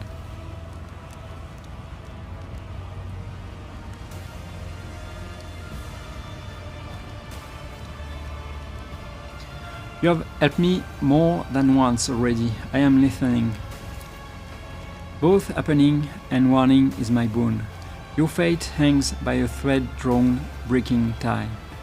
But with a show of patience opportune, the merchant's certain death will turn to flight. You stride not into battle, but a snare of guile and strife, a nitty woven net. Lust's mistress lifts her sword into the air, and baying for your blood, a pack does set. So dance a ring around oblivion, await a sign from night's own melody. Catch sight of it, and then make haste, be gone. One yawning mouth, one lip, and to set you free. So Kakarros is planning to kill me in the next fight, but you are ready to effect my escape. All I must do is survive the arena, wait for your sign, then run. You cannot possibly mean into a literal mouth, so you must mean for me to leap into a portal of some kind. Do I have that right? The Harlequin sweeps into a low bow, like an actor who has performed before a true lover of high heart. He seems satisfied with your answer. The Xenos lays a finger over the mute lips of his mask and vanishes. as if to convey that your conversation is a great secret, known only to the two of you. Well, well, well. That was an interesting fight, and Solomorne obviously is wounded, like always. Okay, my agility is reduced.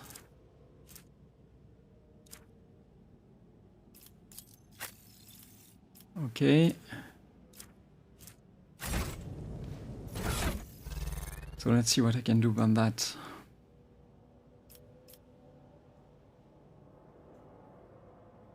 Okay, removes trauma. I guess that's what I'm going to do. I'm going to remove trauma. There is a fervor in my soul. Just in time. Consider yourself spared. I owe you one. So when Idira is dying, everyone dies. And Marazhai is a tank. You owe me. Stitching me up. Thanks. Survive and serve. Ready to get back to duty. Yeah. Try not to die during the first round, Solomorne.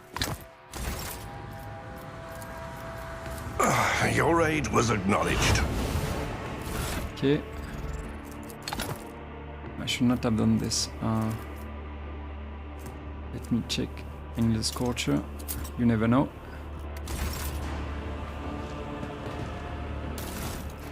Okay. I guess new weapons. Let's see if I can use this with him. I don't think so. Yeah, nothing is new. Nothing is worth it.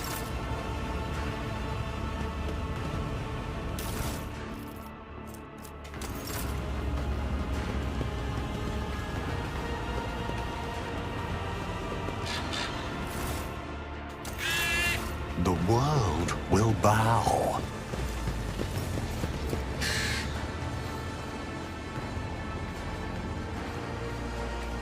I've taken everything over there, so I think let's go here, I guess.